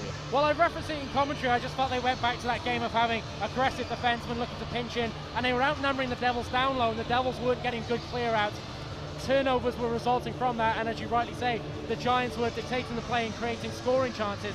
I suppose the downside of that, only going 4 defensemen, is even if you had 6 defensemen and the defensemen are playing that aggressively, you're leaving space in behind. But the amount of ice those 4 defensemen are having to cover, you wonder whether in the third period, with a veteran team, where they might start to feel the pace a little bit. But certainly the character and the game plan of the Belfast Giants in that second period, I respected. They were very, very aggressive on the forecheck. The defensemen were aggressive pinching in. And for large portions of that second period, they had the Devils camped out in their own zone. For the Devils, is there a feeling perhaps that with that 2-goal cushion on home ice here, difficult rink to come back on as well with the small confines of the rink? I'm just leaning over to John, by the way, so he can hear what I'm saying. We're close friends. We're close. There's a lot of noise in the arena here now, but hopefully John can hear me. But the way that the Giants played that game there, is there a feeling that the Devils perhaps played a little bit into the Giants' hands in terms of that little bit of run and gun style, allowing those defensemen into the play? I think it was, but the Devils are an offensive team themselves, so both of these teams, any type of game you play, they can both play it. If you want to play a physical game, they can play the physical game. If you want to play a run and gun game, both teams got great skaters, particularly in the back end, as we've referenced all night. They can play that game. So, yeah, the Devils could have maybe managed the puck a little bit better there, but I really felt the Giants set the tempo of that second period. But the Devils, I thought, still were dangerous every time they came forward, using that ice in behind the Giants defensemen. So, hey, for you and me sitting here in the commentary box, I don't mind a bit of a run and gun hockey. I really enjoyed that period. So, yeah, perhaps Andrew Lord might have wanted his team to tighten up a little bit. But sometimes when you're there in the thick of it and the emotion is running high and the building is pumped, you just get drawn into things. And the Devils still go into that dressing room with a 4-3 lead. So they can't be too unhappy with that. Yeah, thanks to the Chris Culligan goal. It's the Devils who do have that 4-3 lead going into the third period. It seems like whenever I'm talking, John, Todd Kelman is also speaking as well, so I'm going to strain even more. But it is the Devils who. We should just say for the fans at home, there is a second period competition, shoot for the loot, where a fan has to shoot from the red line and get the puck in a very small gap in a board that blocks the goal. And that was our closest fan yet, who basically missed the gap by millimetres. And Todd Kelman got very excited, as Belfast fans will recall he does, and cut us off in his prime. I don't know why I'm bothering to try and have a serious hockey conversation here, John, but I'll try one more time as we get a little bit of respite now. Do you think we need headphones for tomorrow night? I think it'd be quite nice. Yeah, it wouldn't be too bad.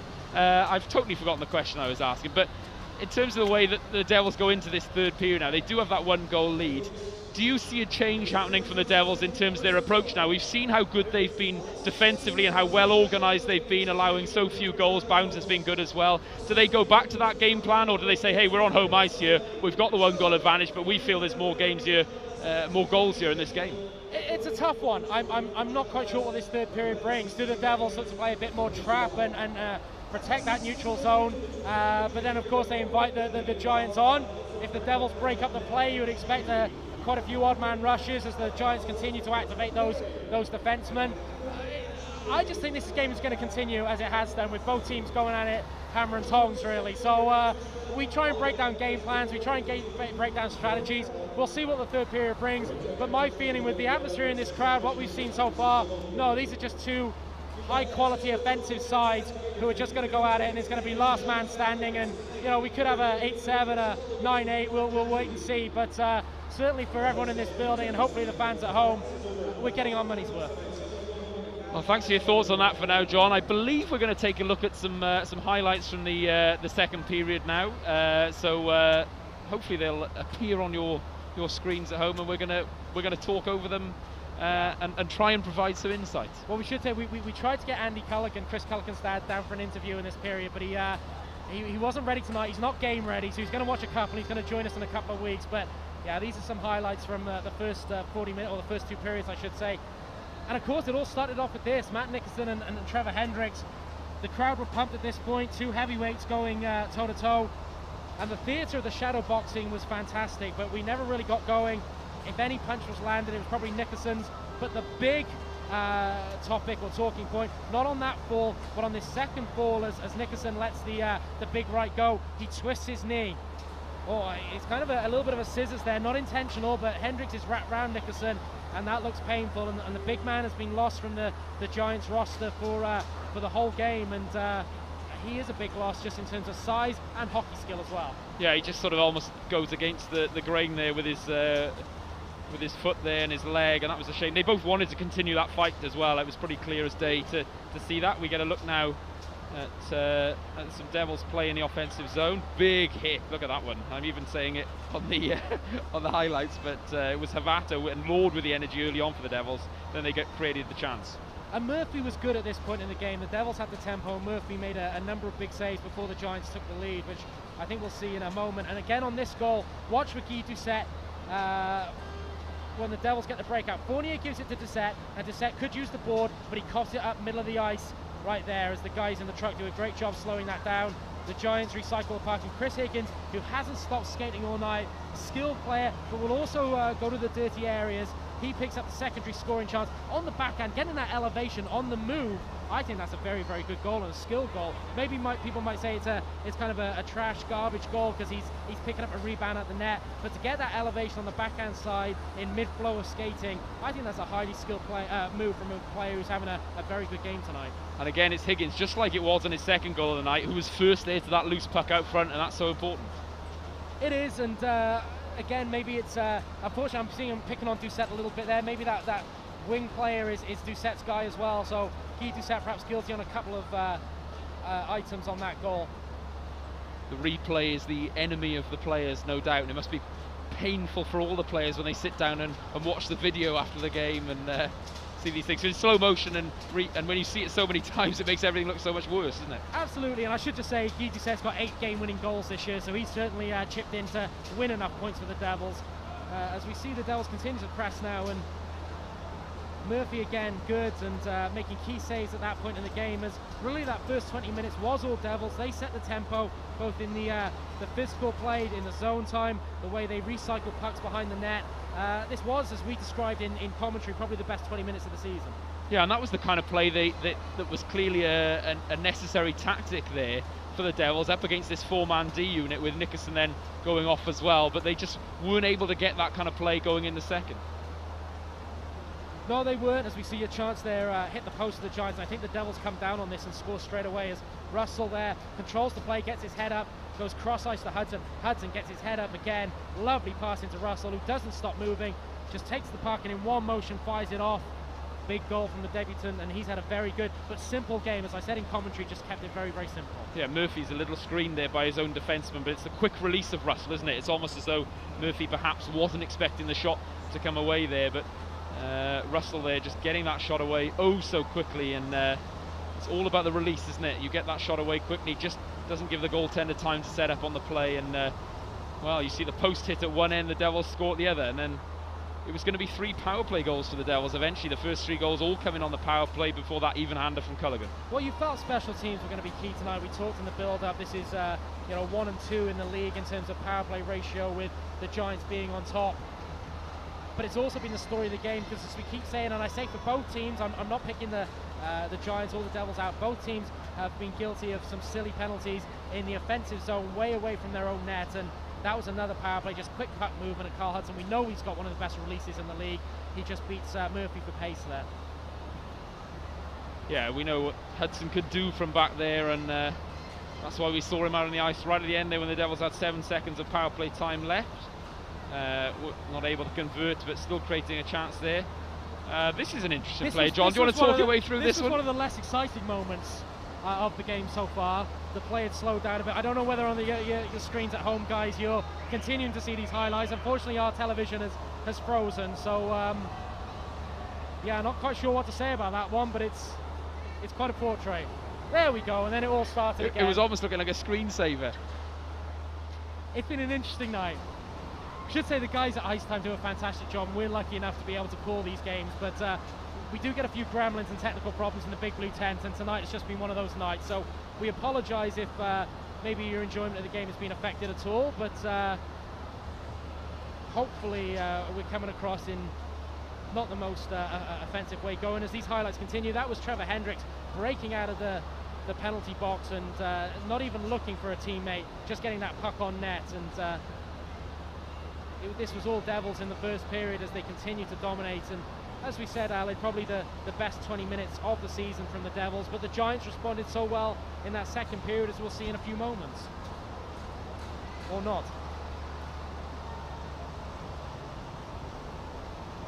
Yeah, the Giants hit back here, and again, it was just able to get that dominance. Their power play found a way through, and they were just able to get that puck possession in the offensive zone, and it was so important, wasn't it, that they relieved that pressure on the defenseman. You might argue, as you said, it came from the defenseman, the fact that they were able to get that possession. As we see another highlight here, that shot through from Thomas Kirker, and well, those stretch passes are effective for the Giants, as we see the Devils have more zone time there. But most of these highlights in the second period, the Giants are getting the breakout from long stretch passes, and we'll see the Giants, I think, second goal in the moment as there, Derek Walser. That was at the point where I was criticising a little, if I've got the right to criticise an ex-NHLer, that he was giving a lot of pucks, turning over a lot of pucks in his own zone. But in a moment, we're going to see the quality that the Giants player coach brings, where we'll see a stretch pass from behind his own goal to Peacock to set up the Giants' second goal. But it was the Giants getting the momentum at this stage, and Ben Bounds had to be big, and he was big, as he's been so often this season. Just fantastic positioning, very, very good rebound control, and we are really seeing a net mining clinic from both net miners this evening. And it did feel in that first period, didn't it, as though the Devils, it was all Devils, and the Giants just couldn't find a way to live with them in this building. But that second period showed the resilience and the resolve of the Giants, and they got back to doing what they do well, as you said. And perhaps the Devils got a little bit away from what they do well. They sort of played into the Giants' hands a little. Of course, we know the Devils have got so much offense as well, but when you've got the lead, it's a little bit of a different game that's required of you. Absolutely right. I just think the Giants' leaders really stepped up in that second period. Lloyd and Keefe, right from maybe the last 5 or 6 minutes of the first period, as we see that stretch pass there, that's a thing of beauty. Could watch that all day. And Higgins just been so good, hasn't stopped skating all night, goes and gets another goal through sheer persistence. But yeah, I thought Lloyd and Keefe for the last 5 or 6 minutes of the first period were showing tenacity, trying to get a little bit of a foothold in the game, and I thought they were good again in the second period, and the rest of the team just responded from that. And yeah, it was a real, I thought, brave performance of the Belfast Giants, committing to the offensive game so much, which is their natural game, even though they're short benched on the back end, and it really paid dividends for them.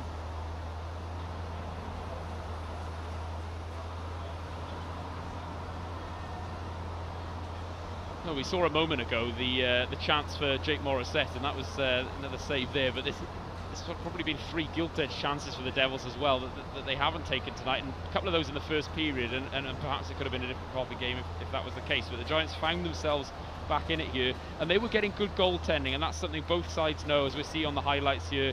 Such good goaltending from the Giants. They have so much confidence in Stephen Murphy, and really that confidence came back into the game from the saves that Murphy made, especially as he kept them in the game in that first period.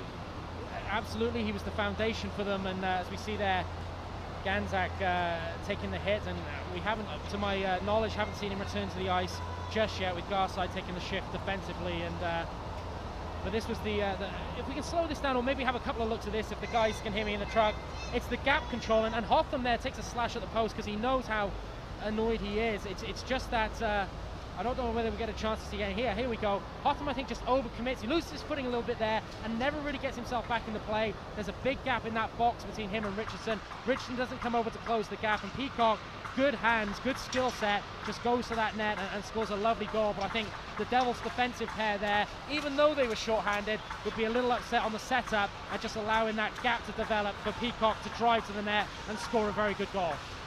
An extremely keen and eager set of officials here who are out on the ice already with a minute and a half or so left until the time expires on this period break. Hopefully we've got time just to see the fourth goal here. We've got the battle out front here as well, and there's so many interesting individual battles going on as well, isn't there? Absolutely, and this is just a little bit of puck luck, and credit to Chris Jones. I heard him shouting for that puck.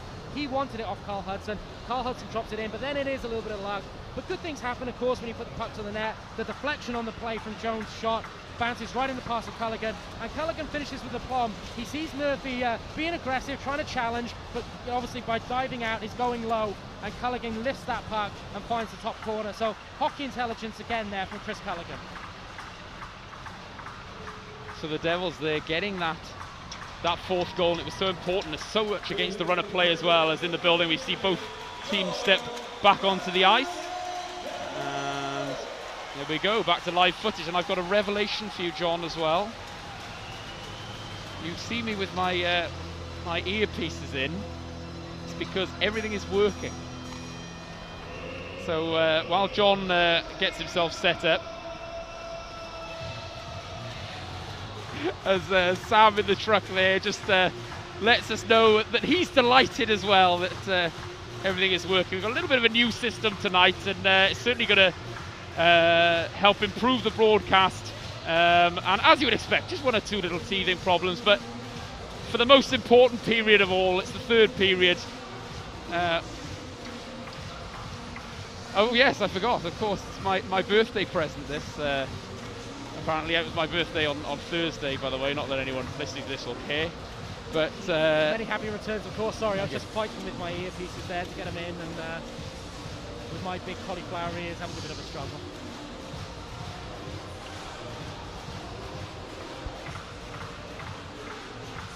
So it seems as though our voices will be spared, at least, John. Of course, I did have in mind the fact we'd be calling a game tomorrow night as well, and I was a little bit worried there for a time that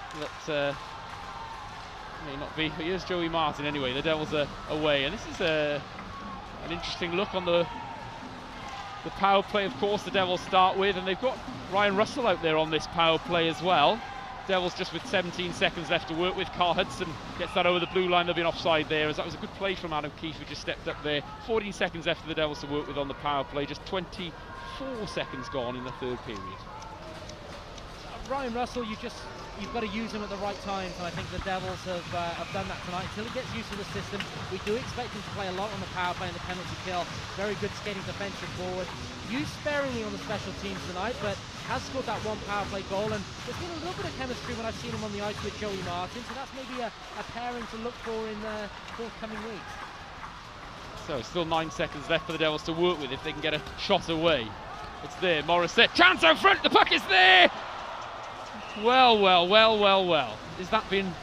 Well, there's no goal on the play. Again, our viewpoint here is not ideal for those kind of plays, John, but it seems Murphy has found a way to get a hold of that puck. Well, I think there's two things. I think Murphy makes a fantastic save, but also has the calm there to oh no, or is it? It's not Murphy, it's actually Jeff Mason, I think, who's behind Murphy and stops that puck from going over the red line. So great save from the Giants netminder, but maybe in the next break of play, guys, we can see that replay again. And I think it's Jeff Mason behind his netminder who stopped that puck from going over the red line.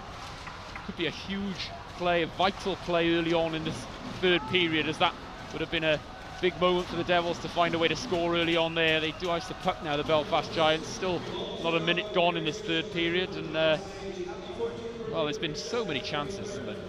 There has been, and we see this replay here. Morissette waiting to wrestle. That's a great save. Murphy throws himself backwards, but I think it's actually Mason behind who puts his his glove on the line. Doesn't, of course, freeze the puck, but just keeps that puck out of the net and pushes it back underneath his netminder. Very intelligent play from a veteran defenseman. Back with Mark Richardson it is now. Richardson will step around the outside and now go for escape behind the goal. Trying to get away from Derek Walser. Back to the point it goes. Shot comes in from Culligan, easily held there by Stephen Murphy. And with 1 minute and 2 gone, the Devils will be pleased that they're regaining that impetus from the zone time at least. They're keeping the puck in the offensive zone and making the Giants defensemen work. Yep, the Devils, I think, just want to squeeze the life out of the Giants right now and keep those 4 defensemen on the back foot. And if they're playing in their own zone and you're taking the body on them, well, that's the best way to play the Giants defensive lineup right now, with Mark Garside dropping back there, as we know. So very good start to the period for the Cardiff Devils. Andrew Lord will lose out on that draw that time. It's a good win for Brandon Benedict, but the Devils still put pressure on, as Mike Wilson will have to work hard to clear the zone, but he doesn't manage to. Culligan is there with Haddad. Culligan, so good defensively, has a goal tonight as well. Gets finished on in the corner, and then something else off the play that we feel Dean Smith probably did see enough of to make a judgment call on that, and the Giants will come away with the puck. Higgins there, 2 goals already on the night. Put pressure on Joey Haddad. Michael Forney will forecheck as well, but the Devils have puck possession through Gleason Fournier.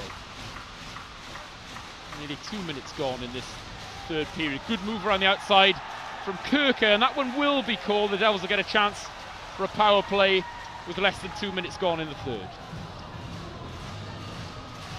Alan, I didn't see the call because I was watching the bench there, and Fournier and Mark Richardson out on that shift. I'm just looking for Andrew Hoffman, who of course comes out now on the power play out with Carl Hudson. I don't know whether the Devils were just caught.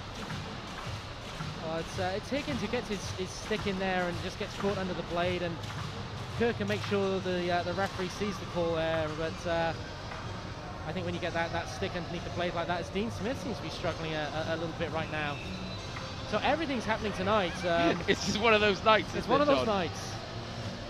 But typically it'd be the night where a puck does hit one of us. So I'm going to be on extra guard as well tonight. So we just get word from Howard, the cameraman there, who's providing you with some information, John. Well, he just said Dean Smith got hit by the puck there, and he's trying to skate this off, but it looks like a little bit of a dead leg, and he's favouring that left leg. So whether we go to a 2-man system, Matt Rose, I've seen referee a lot of junior games down here and ENL games, and he's quite a commanding figure as a linesman, but I think only his 2nd season at elite league level. Wait to see who takes seniority here. Sam Motton is in the building, so he's the extra official. So we'll see if anything happens there. We see him making the sprint from behind the net now. So Sam Motton is going across to Dean Smith to see if he's needed. But I think for the moment we're going to go for a 2-man system, and with the fast pace of this game tonight in terms of offsides and for the physical nature of this game, going to a 2-man system could be very interesting. Who does this little break benefit more, other than Dean Smith, who'll get a chance to get some treatment? The Devils here with a chance on the power play just to maybe talk things over and work things out with the Giants, just a chance to rest some key penalty killers. Well, it's beneficial probably to both teams. The Devils get to strategize about the power play, but just in terms of energy levels, of course, this is the Giants' 2nd game of the weekend, having played last night in Nottingham, and they are playing short bench, so there's going to be some tired bodies amongst those Belfast Giants right now. So I think a little bit of a gap to allow them to regroup and kill off this penalty will be more beneficial to them. But the Devils have got the whiteboard out right now and discussing how they want to set up this power play. We talked about the importance of this weekend for the Devils, but oh,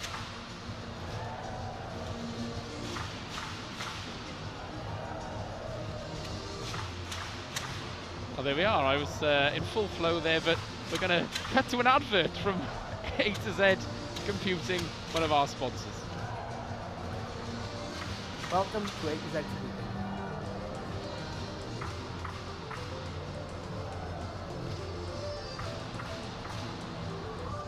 Here at EIHL Computing, we understand the need for you to have a reliable and efficient IT system. We offer everything from support to security and data protection. With the power of Eagle Eye, we can monitor your systems 24/7. It allows our engineers to fix any issues that occur before it's too late. Being part of Intel's Gold Partner platform allows us to produce technology which doesn't actually exist for anyone else to use. That's from PCs to laptops to service. We can supply the full infrastructure. A to Z Computing also offer hosted solutions from virtual desktops to encrypted and secure emails. For further information, please contact us on 01633 676 543 or visit our website.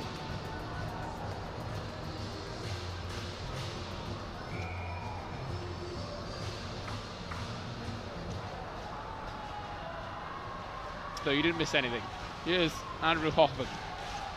Devils on the power play with Joey Martin now. Will work it by the face-off circle. Hoffman on the point, winds up, fakes, then goes to Martin, but it was a loose pass, so the Devils will just try and work something down low this time. Chance there is, but it's a good block, and that net is dislodged as well. We haven't had a whistle yet, though, and perhaps already seeing the situation there without referee Dean Smith to keep an eye on things there. And we saw a few seconds of play there go on while that net was off.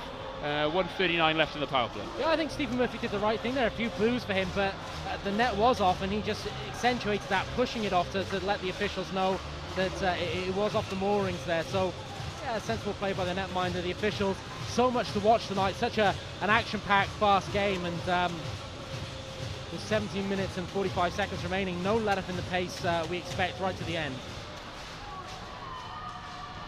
The Giants there well, they don't get out of the zone in the end, and the puck is there for the Devils. Martin goes down low as Ryan Russell is on this power play unit. Interesting to see him get power play time in his first game here with the Devils. Hotham there, Morissette. The Devils work that puck quickly, 1:18 left to work with. Hotham goes back to Hudson on the point. The Devils with this new look power play, but it just bounces off the skate of Joey Martin there. And the Devils will come again, but Hudson is dispossessed in the neutral zone. The Devils and Giants will make one or two changes while Hotham makes a nice play up to Joey Haddad, who then makes a nice play to Thomas Kirker. On the back door was Joey Martin there, but the Devils get their changes there now. Beeston Fournier going to be an important cog on this Devils power play as the season progresses, the new signing, no doubt. Joey Martin still out there. Martin winds it, goes back to Fournier. Chances there, the dive as well from Adam Keefe. The Devils look for room and a lane to get that shot, but that puck bounces out the zone with 30 seconds left. Just feeling a little bit too cute here, this Devils power play. Much quicker movements and more direct play on those successful ones earlier on, as Keefe hassles and harries Fournier off your screen. Fournier has it now, will skate to get away from him. Nice play to get over the blue line. It is Fournier still with the puck, tries to get it out front, but no Devil was there to get a hold of it, and the puck is played out of the zone by the Giants. Just 8 seconds left for them to kill. Adam Keefe was all over Gleason Fournier that shift, and good work by Adam Keefe trying to set the tempo for his team. But Fournier, although new to this league and only 24 years old, gives Keefe a little bit of a love tap there as Keefe was going to the bench, and Keefe felt that. So Fournier's not going to be intimidated, and just a good battle from those two all over the ice. Fournier, the great skater. Keefe, the heartbeat of the Giants team, wasn't going to allow him that space, and really enjoyed watching those two on the ice right there. Good kill from the Giants there as well, as the Devils with so much success on the power play tonight, but that will fill their penalty killers with a lot of confidence. Really, the Devils not even able to get one shot away, let alone a good quality shot in that attempt. Delayed offside is there, but that's waved off now, and Richardson will go D to D with Hotham, and the Devils do enough to get that one out of the zone. Well, Aled, I seem ultra critical, but I still think Thomas Kirker's fighting the puck a little bit on that power play. The Devils have tried a number of different looks for Kirker on the power play this year, and never quite got going on one. I think he's got a great release for a one-timer, maybe from from the side position in a 1-3-1 formation. But Kirker can't get really settled on any unit at the moment on the power play. So just 4.5 minutes gone in the third. That's a bad turnover from Mark Richardson, and the Giants will get into the zone. Higgins shoots, good save it was from Ben Bounds, who flashed the leather there. The Giants will get the offensive zone face-off. But right now it's just a little bit more broken play than perhaps we've been used to seeing in the first couple of periods. And just looking at Dean Smith has returned to the ice, but he's skating over now to have another word. I don't think Dean Smith is entirely comfortable, and I think we were two-man system for a moment. I think momentarily we are again, and I think Sam Motton will be called into action now. Dean Smith has left the ice again, so looks like the referee can't continue in this one. Luke Piggott is getting a shift out there with Chris Culligan, and Joey Haddad. The Devils will just get their lines back in order following that power play opportunity as Josh Batch will clear the puck, and here is Luke Piggott with the first goal on the season midweek at Dundee, but he's turned over and the Giants can build again through Mitch Gansack. Gansack with the outlet play. Mike Wilson to Michael Forney with speed. Crashing the net is Benedict. Shot comes in instead from Forney and it almost fools bounds, but it's wide of the net. Might be a chance there, but that one just hops over the stick of Michael Forney. Batch will take a hit in the corner from Brandon Benedict. The battle is there in the corner. Higgins wins it up against Joey Haddad. Higgins still looks to work his way inside, and he scored a beautiful goal against Coventry recently, where he just seemed to dance his way around the Blaze defenseman, and it almost seemed like he was trying something similar there. Well, that's the line that's been going in terms of offensive threat from the Giants all night. That Forney, Higgins, Benedict line. A little bit of everything, a little bit of grit, great skating ability, good hands. That's the go-to line tonight for the Giants. The puck gets sent into the zone and it's Hotham who will get a hold of it, and you'll see more and more minutes from Hotham and Richardson in this third and final period, particularly if the score stays at 4-3.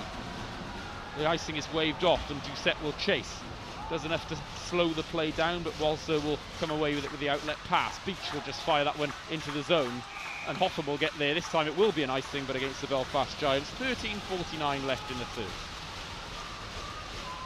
And it's about how the Devils manage their bench now, and we might see shifts from Piggott and Jones thrown in. As we say again, this is, although it's only Saturday night, this is the Giants' second game of the weekend, and a very tough encounter in the NIC last night. Playing short bench for most of the game on the back end this evening. The Devils do have the numerical advantage, you would think, continuing to wear down those defensemen. It's up to Jamie Elton and Neil Francis on the bench to use the playing personnel effectively. Icing will be waved off, so the Giants will get an important chance to change some of those tired bodies. And the Devils will come again through Joey Martin, easily over the blue line. Kirker will just fire it in from the boards. That one will deflect out. And the third period here, John, just not quite the same intensity we saw in those first two periods. Is that down to the way the Devils are perhaps just trying to play a slightly more controlled game, or is it just fatigue setting in?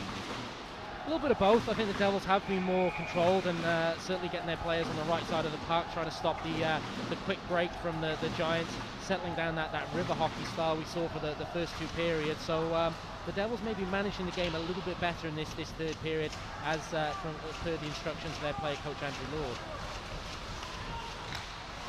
Hudson, that time he gets turned over. Tavato is dispossessed by Craig Peacock. Which Gansack there goes D-to-D with Wilson, but it makes it hard work for him. Eventually it bounces for the Giants, but the Devils will regain the puck. And here's Zach Havato. Over the blue line he goes. Over to Jake Morissette. Ryan Russell is out there too. Dropped off to Gleason Fournier, and Morissette reads the potential odd man rush and covers for the defenseman jumping into the play. Devils will make one or two changes, as do the Giants. 12:40 left in the third period.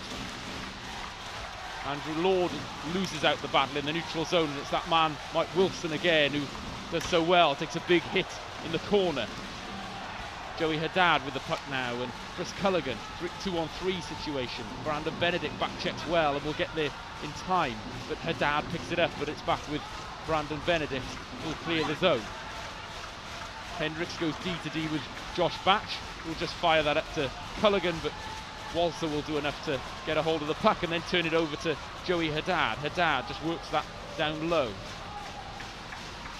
With the smooth skating Derek Walser again, who fires a bit of a misplay over to Forney, who fans on his own shot there, and away they come. Lord just stepping inside, still Andrew Lord, still there for Lord, tries to get the shot away, and in the end he was just denied by Murphy, who did enough to poke check that one away from Andrew Lord. Still there, Martin is jumping into the play, still with Martin, and Hotham there's a bit more jump to the Devils now, once again led by Andrew Lord. Who else? Andrew Hotham down low, chances there, Thomas Kirker, but it just couldn't find a way through to his stick and got caught up in his skates. Joey Martin, who just makes so much happen for the Devils. The Devils' two best players on the ice in Hotham and Martin, and always something that can be created offensively with those two out there with 11:18 left in the third period. Well, I think you call it right with the personnel the Devils had on the ice there, just speed of puck movement. They had the Giants running around a little bit for the first time this period, and of course the Giants are fatigued and a little short bench. So certainly the puck movement there from Joey Martin, Andrew Hotham, Guy Doucette, yeah, just all players who can move that puck so quickly and really caught the Giants flapping a little bit for the first time in this period. A bit of a delay here. A little bit of a chat. As we see a replay opportunity of Chris Culligan again, lovely little pass inside to Lord, and Lord, while he describes himself as a meat and potatoes type of player, I think that's unfair on him. He's got very good hands, and there he dances around a couple of players. You know, I try to emphasize in the interviews I have with him, and I know you do the same. We talk about Andrew Lord, the coach, and sometimes Andrew Lord, the player, gets overlooked. He is a very good player, and as you said in commentary there, he's the guy that tends to lead a good shift or a momentum shift. And just thinking off as well, we've got this little bit of a delay, and I'm just going to throw it open for maybe the Devils fans, starting off the conversation. Ryan Russell, I've been very, very impressed with tonight.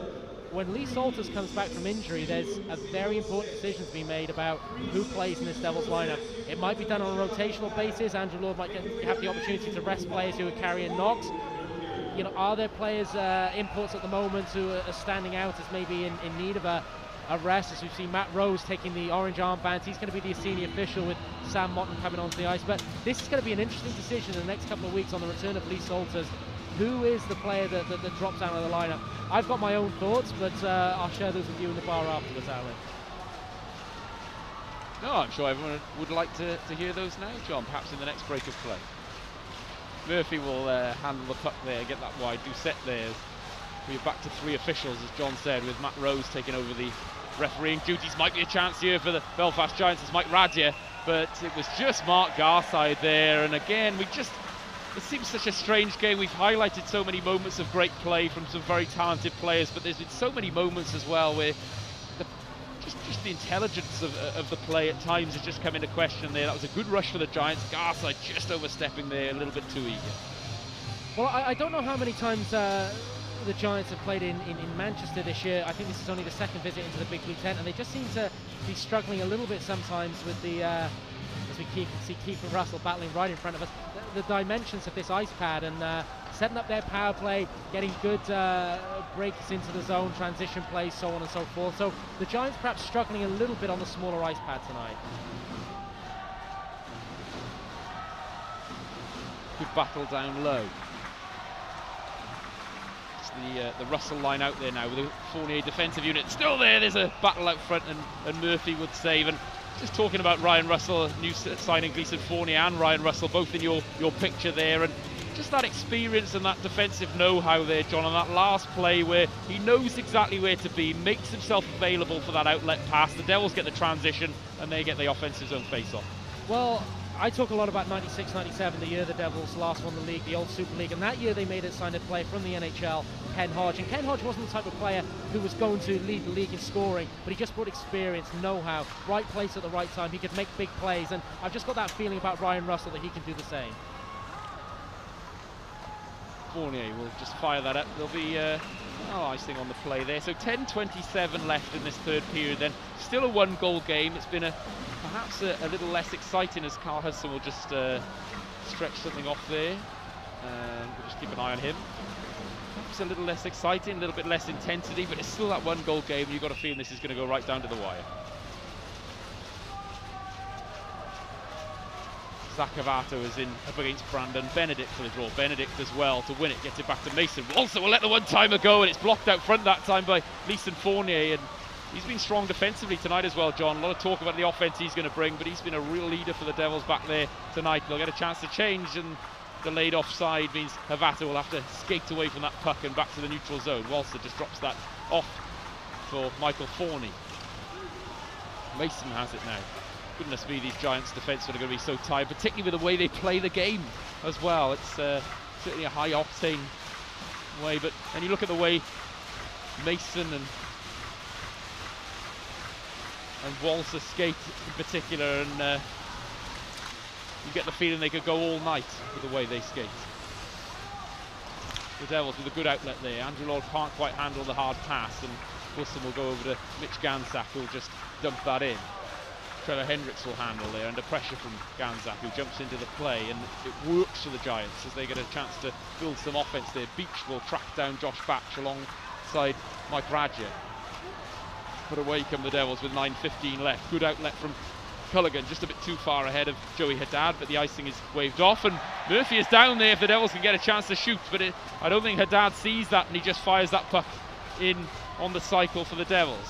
Now it's there though. Richardson will look to move inside. Nice pass, shot comes in, huge save it was. Stephen Murphy goes post to post and denies the one-timer from Andrew Hotham. Beautiful play to watch all round there, John. Well, everybody talks about the offensive defensemen of the Cardiff Devils, and most notably Andrew Hotham and Carl Hudson. People forget that Mark Richardson used to be a centre ice. He knows how to think forward, and he's such a good puck handler himself. A couple of times tonight, just patience, waiting for a guy to find an open seam and get that pass across to him. Mark Richardson, quality player. Hotham wants another try here and just gets hauled down, but there'll be no call on that play as he went down a little bit too easily. That one will fly up into the, well, poor old Dean Smith there. He's got to feel that somebody's got a bounty on his head as he's over in the over in the penalty boxes with the timekeeper, and that puck nearly hit him again. Doesn't matter where he is. Whatever you do, if you're in the arena, don't go near Dean Smith tonight, certainly while the game's on anyway. But good to see him smiling over there. 8:45 left in the third period. Still 4-3 Cardiff Devils as Martin will win the draw and then get a bit of afters from Craig Peacock. Murphy just can't quite handle that, and he's kept his side in this, certainly in the third period there, with a worldly save on Andrew Hotham. Just out of nowhere, really. Hotham there now will have to chase again as he sees more and more minutes. Steps away from Lloyd. We're going to get a call here, though, and we're going to... 8:26 left in this third period. And the hook is called by referee Matt Rose, and is it going to be Mark Richardson that sits for two? I'm going to say Matt Rose has been thrown into this situation as a referee, but I have actually seen him referee a lot of junior and ENL or EIHL games as it is now. He's a very good communicator, and he's not afraid to make a strong decision, and he'll let a player know what he's making the call for. And I don't think this big game will intimidate him at all. He'll step in, and he'll be a strong character in the middle right now. And he communicated with Mark Richardson there, wouldn't take any nonsense. The Giants get a significant power play with 8 minutes 22 seconds remaining.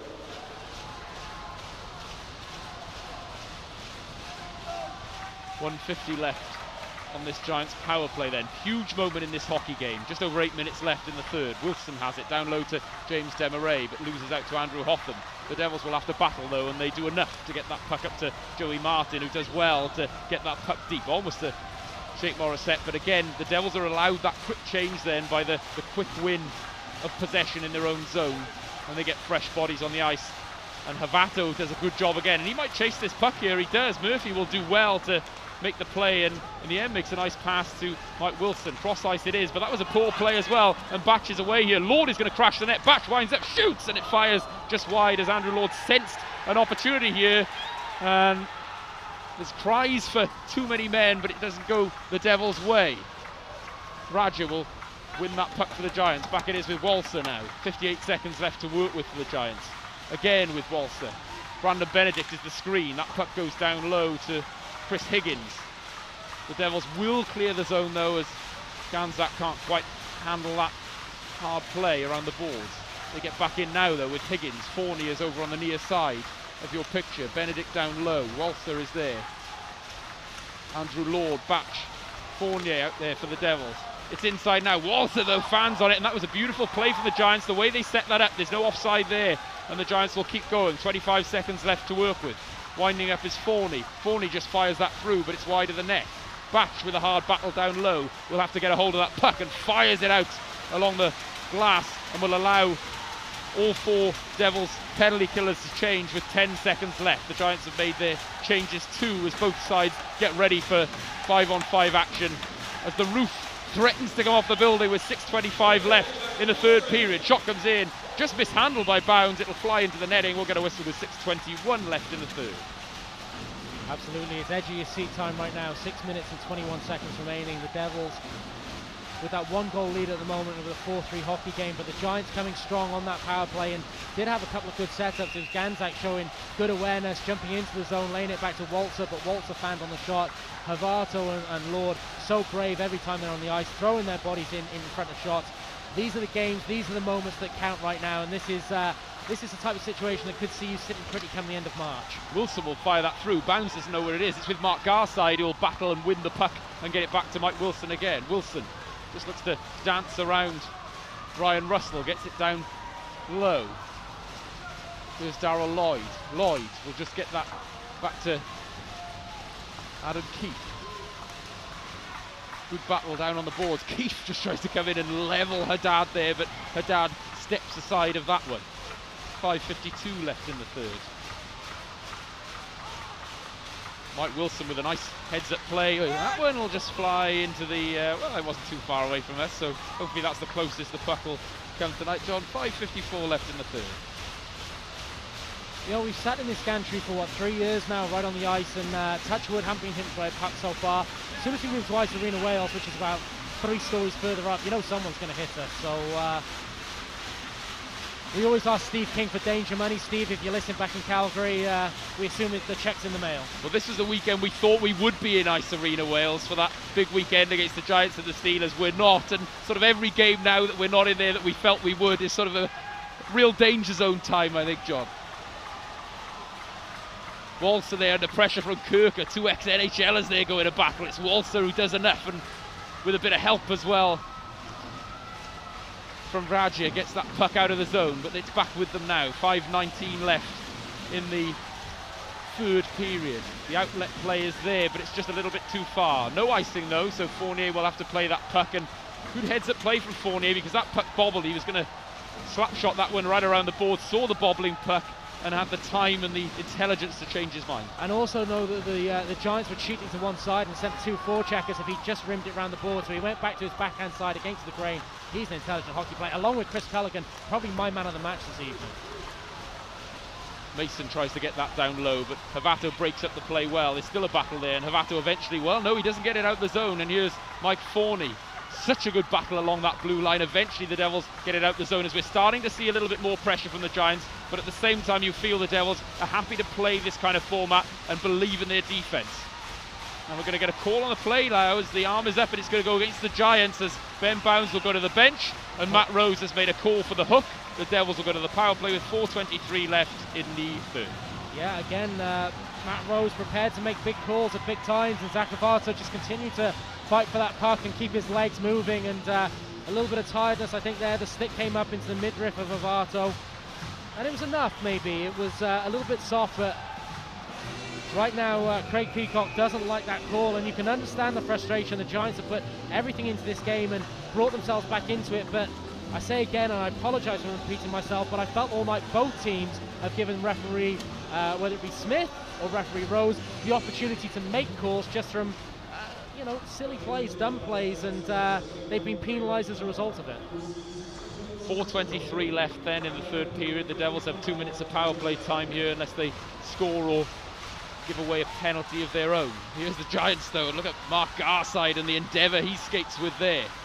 Good puck handling too, but eventually loses out, and the Devils will have a chance to break. Good outlet again from Culligan, who finds Joey Haddad, but he loses out, then takes a hard slash behind the play from Mitch Ganzak. The Devils not able to quite control yet, but look at the hands there of Culligan, who has it back now. Culligan there has been such an architect on the power play for the Devils tonight, and beautiful play that was to handle the puck there and get the pass over. He's so skilled in tight areas. Just like the way he's got his heads up the whole time, will roll off a hit, make those nice source of passes. Again, him and Gleason Fournier, for me, the 2 real standout players for the Devils tonight in a night of good performances. 3:35 left in the third then, 1:11 left on this Devils power play. They get the big unit out there now with Hotham, Martin, Russell and Morissette. It's there with Ryan Russell, and look at the jets he's got there to get away from Mike Wilson. Gets it back to Andrew Hotham, who'll get that one down low to Jake Morissette. It's back with Andrew Hotham again now, under pressure there from James Demarais. Down low to Joey Martin. Martin will look to come out there, and the shot goes through, but it's easily dealt with by the Giants. 40 seconds left for the Devils, still in the offensive zone. Here's Joey Martin. Down low it goes to Morissette. Russell is making a nuisance of himself by the net. Morissette goes inside. The puck is still there. The Giants get there first, or see it first, and then are able to get there first and clear the puck, and we'll get 4 penalty killers off the ice and 4 fresh faces on with 20 seconds left. That one's turned over and away is Michael Forney, short-handed. Forney looks to work inside. Good play it was, Andrew Hotham. And sometimes when he's looking to make those offensive plays, he takes chances and gives opportunities up, but they're showing all of that class when his mindset is on defense. Yeah, but Carl Hudson, even on the power play, perhaps creating the Cardinal or committing the Cardinals in there. The last defenseman, don't carry that puck, don't try and skate that puck.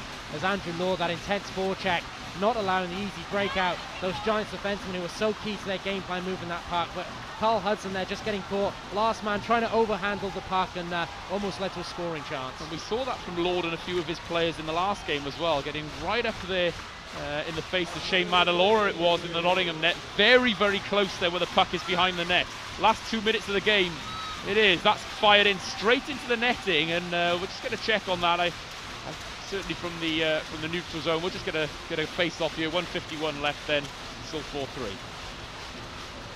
And yeah, I was just wondering whether Fournier was his side of the red line there when he fired that in, and wondering whether that could be a potential delay of game call. But I think he was over the red line in the neutral zone as the Belfast Giants call their timeout with, I think it's 1:57 left on the game clock. And these are the times of the season that count now, Alec. We're in the sprint finish to the league title. It's two heavyweight teams going against each other. The Devils having a 1-goal lead. The Giants get an equaliser and take this to overtime and take the 2 points. They've got games in hand on the Devil. They can overturn the Devils. For the Devils, they know if they win tonight, even if the Giants win their 2 games in hand, there's still a 5-point separation. And at this point of the season, even though 5 points doesn't seem a lot, that's a reasonably significant gap at this stage of the season. So these next 2 minutes of hockey are going to be fascinating and real high intensity. I was going to say earlier, John, and you've just reminded me of the point, is that we talked about how big a weekend this is for the Devils. For the Giants, they're going to find themselves a little bit off the pace if they do lose this game. How big is this one for the Giants here tonight? Huge. Said that in the build-up. I almost felt it was not a bigger game for the Giants, but just in terms of trying to get the momentum back after 3 losses against title rivals, they really needed to take this one tonight. Might be a chance now for Guillaume Doucette, loves this opportunity. Backhand try. Look at that skill there from Guillaume Doucette, but he can't find a way through Murphy. Away come the Giants again. Chris Beach this time will skate around the outside and fire that one up into the plexiglass. The Giants have pulled Murphy early, 1:30 left in the third period. 6-on-5 situation. Beach there goes D to D with Radja. A lot of offense on the ice. It's fired through now with Walser. Walser shoots. Big save it was from bounds. The Devils cleared, just getting it out of the zone, and the race is on. Here it is. Guillaume Doucette, empty net. Doucette shoots and scores. Guillaume Doucette. But ladies and gentlemen, watch that replay. We don't know which Devils player it is, but there is a sliding play where the Devils defenseman has tried the shot block, and I think actually moves that puck forward whilst he's sliding away to the boards. We don't see it on that. Doucette goes down, protects the puck so well, takes it to the backhand side. The Alexander Ovechkin celebration, jumping to the fans. But guys, if we can see the replay back from a little bit further, there's a sliding play as I think it's Walter comes into the high slot, puts the shot on net. A block there and well, just commitment to the play. Maybe not so much of a pass forward, but just every Devils player committing to that play. Walter's shot didn't get through to the net, and Doucette, how many big goals is that man going to score this season? Oh, you said it earlier, 8 game winners on the season, and that one almost as good as a game winner, you might feel, with the Giants with that 6-on-5 advantage, having pulled Murphy in the context of this weekend and in the season, the context of the sides out there. The Giants still work though. They pull Murphy again. Chances there. It was Mason then fires it out front. That one might just trickle all the way down, just away from the net it is. And Mason was on his forehand side. I'm not sure why he went to the backhand to move the puck away. He lost the chance. The puck was lying there. The net was open. He was on his forehand side. That's a gilt-edged scoring opportunity. Like Forney is there now, and you've got to admire the endeavour from Coach Walter to get the goaltender pull. But here's Joey Haddad. Shoots. Hits the post. Well, 6-3 might have been an unfair reflection on this hockey game, so perhaps a little bit of justice there. 20 seconds left for the Giants. You feel it's the Devils now, but can they keep this 2-goal margin? That one gets fired down the ice and wide. Of course, it will be an icing because there's no power play here. The Giants have just pulled the goalie, so 10 seconds left. Offensive zone face-off for the Giants. And of course, Andrew Law still has that timeout left, so if he wants to make use of it and get fresh troops on the ice, but it doesn't look like we're going for that. And the Giants, they look a little out on their feet right now. They really impressed me in that second period, coming back, playing so strong and creating a very, very good game tonight. But I think this is a big loss for them. 4 straight losses against title rival teams, and you called it right. They are a little off the pace right now. Yeah, it's such an impressive Christmas period as well, but those 4 losses have really hurt them in the new year. 5 seconds left. The Devils, the atmosphere incredible. It's matched that of a week ago against the Nottingham Panthers, and a huge result for the Cardiff Devils, who in the end win 5-3 against the Belfast Giants. They were superb in the first period, and despite an early Giants goal against the run of play, the Devils found 3 power play goals to take a 3-1 lead into the second period. But the Giants were good in the second period. They showed character. They went back to what works well for them and found a way back to 3-3. But that crucial goal from Chris Culligan against the run of play in the end proved enough and was the game winner. And it was Guillaume Doucet with the empty net goal in the end, in an incredible atmosphere yet again in the big blue tent. The Devils, crucial 2 points. They go again tomorrow against the Sheffield Steelers. For the Giants, things to think about. The Devils win it 5-3. And the Devils might just be hitting their straps at the right time of the season. 2 big wins last weekend. Nottingham Panthers at home in a barnstorming game here, going away to the ever-improving Coventry Blaze and winning on the road. In the defence of their Challenge Cup, a shutout in Dundee on Wednesday night while short bench, and of course this tonight. You're absolutely right. In that second period, I thought the Giants did dominate for large portions. Very brave, committed to the offensive game, because that is their strength, perhaps more than the defensive game, which they tried to play in the first period, going short bench on the defensive side of things. The Devils were dominating the first period. Second period, I thought it was the Giants, and that turning point was the Chris Culligan goal. And there is a little bit of puck luck, and credit to Chris Jones. He wants the puck, he calls for it, he puts it on net, he makes the simple play, but it is a case of ricochets there. Chris Culligan gets the scoring chance, and it's a 4-3 hockey game, as you said, perhaps against the run of play. And in the third period, you asked me in the gap between the second and the third period, how would the Devils manage the game? They were a little bit more passive. They clogged up that neutral zone, and they made it very difficult for a tired Belfast team to get good zone time. Almost time for the biggest moment of the evening, and that's the big check. And Gareth Hewish, our co-commentator, our colleague, will be sat at home watching. He'll be just overjoyed at things as we see that come out in a minute. But first is the Belfast Giants man of the match. And Chris Higgins, and rightly so, I think, along with Wilson, along with Benedict, and probably along with Murphy, the best performers tonight. Skated all night, no little skill, tenacious, scored a couple of goals when he was just driving to the net, but showed quality in his finishes. A well-deserved man of the match for Chris Higgins, and a well-deserved round of applause for Belfast Giants off the ice. They contributed to a very, very high-octane, entertaining game in the Big Blue Tent tonight, and of course we wish them and all their fans a very safe journey home. The big check comes on the ice, but from a Giants perspective, you've got to be pleased with the endeavour shown tonight, the way they got back into that game. They were short bench in the end, especially defensively, which can really hurt you in this building. And you've got to feel that there's enough quality and there's enough endeavour and work ethic really within that roster that they will find a way back and be challenging there and find a way back from these 4 straight defeats. Oh, don't write off the Belfast Giants. They just have too much talent on that team, and when they get bodies back, and with everybody beating everybody this season in this league, they can make up that points deficit. But you don't want to be chasing the game too much at this stage of the season, and the run-in is just starting. There's around about 7 or 8 weeks left, and to potentially be maybe 9 points off the Devils, that's going to be a little bit difficult. They can make it up, but they're behind the 8 ball a little bit at the moment. See the shirt of his back presentation there, and fittingly as well, it's the guy who scored the game-winning goal, Chris Culligan. So that's a pretty good prize when you get that jersey of a player who's been so impactful on the game as well. And we await the Devils Man of the Match award.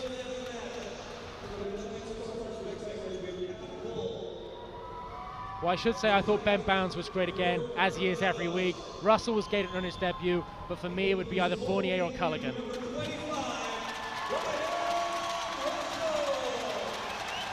Well, there we go, Ryan Russell with the man of the match on debut, the goal, the assist.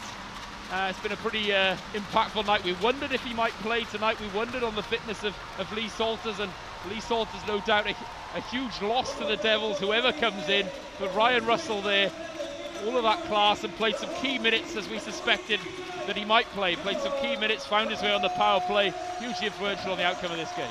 Absolutely, and he's still new in town, folks, so the Devils teammates having to tell him where to skate now to salute the crowd, but very impressive, and he's just going to be a key guy going forward. And I made the comparison. He's a different player. He's a faster player, perhaps slightly more skilled than Ken Hodge. Ken Hodge was a very dominant player in that Super League year for the Devils, just in terms of his experience, his puck management, being in the right place at the right time, the defensive side of the game, and scoring the occasional big goal. And I just think, have a feel that Ryan Russell's that type of player.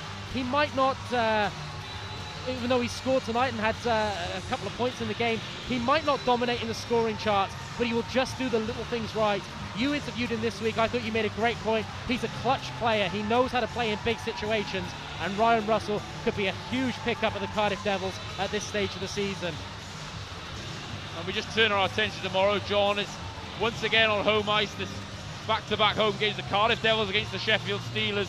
Huge game, as if this one wasn't big enough. That one follows straight up after tomorrow. Of course, coverage will be live here on Ice Time TV from 5:30 tomorrow. It'll be a 6 p.m. face-off as we await the Ben Bounds wave. What about the different challenge the Devils face tomorrow? Is it going to be a similar thing, or do you see a different dynamic? Well, unfortunately, one of the major problems tonight as well is I haven't had Wi-Fi to check the score, so I'm not sure how the Panthers and Steelers have been getting on tonight. That's a heavyweight tilt as well, as this one was, so both teams will be a little beaten up, one would think, but the Steelers have got a lot of momentum at the moment, along with the Braehead Clan and the Devils, probably the three teams with the most momentum in the league tomorrow. Most momentum in the league at the moment. I think tomorrow's just going to be another step up. Two old rivals. The Devils certainly consider the Steelers to be their oldest, perhaps, and most fierce rivals. And this place is going to be rocking. And Paul Thompson has not been happy with the way his team has performed in this building this season so far. So you can imagine he's going to have his troops well up for that. Again, we say it, perhaps season-defining encounter. We'll leave you with the bouncy wave as the Devils win again on home ice, 5-3 against the Belfast Giants. They do it all again tomorrow against the Sheffield Steelers, live on Ice Time TV. Coverage will begin at 5:30 p.m. for a 6 p.m. face-off. John's going to get off and do some interviews now, which you'll be able to catch on the Ice Time TV YouTube channel, and follow the Twitter as well for updates on that. From myself, Aled Lloyd, and John Donovan, co-commentator, all the guys in the truck, and Howard, our wonderful cameraman. We thank you so much for joining us live on Ice Time TV, and we'll see you tomorrow night when we do it all again. Cardiff Devils against the old enemy, the Sheffield Steelers.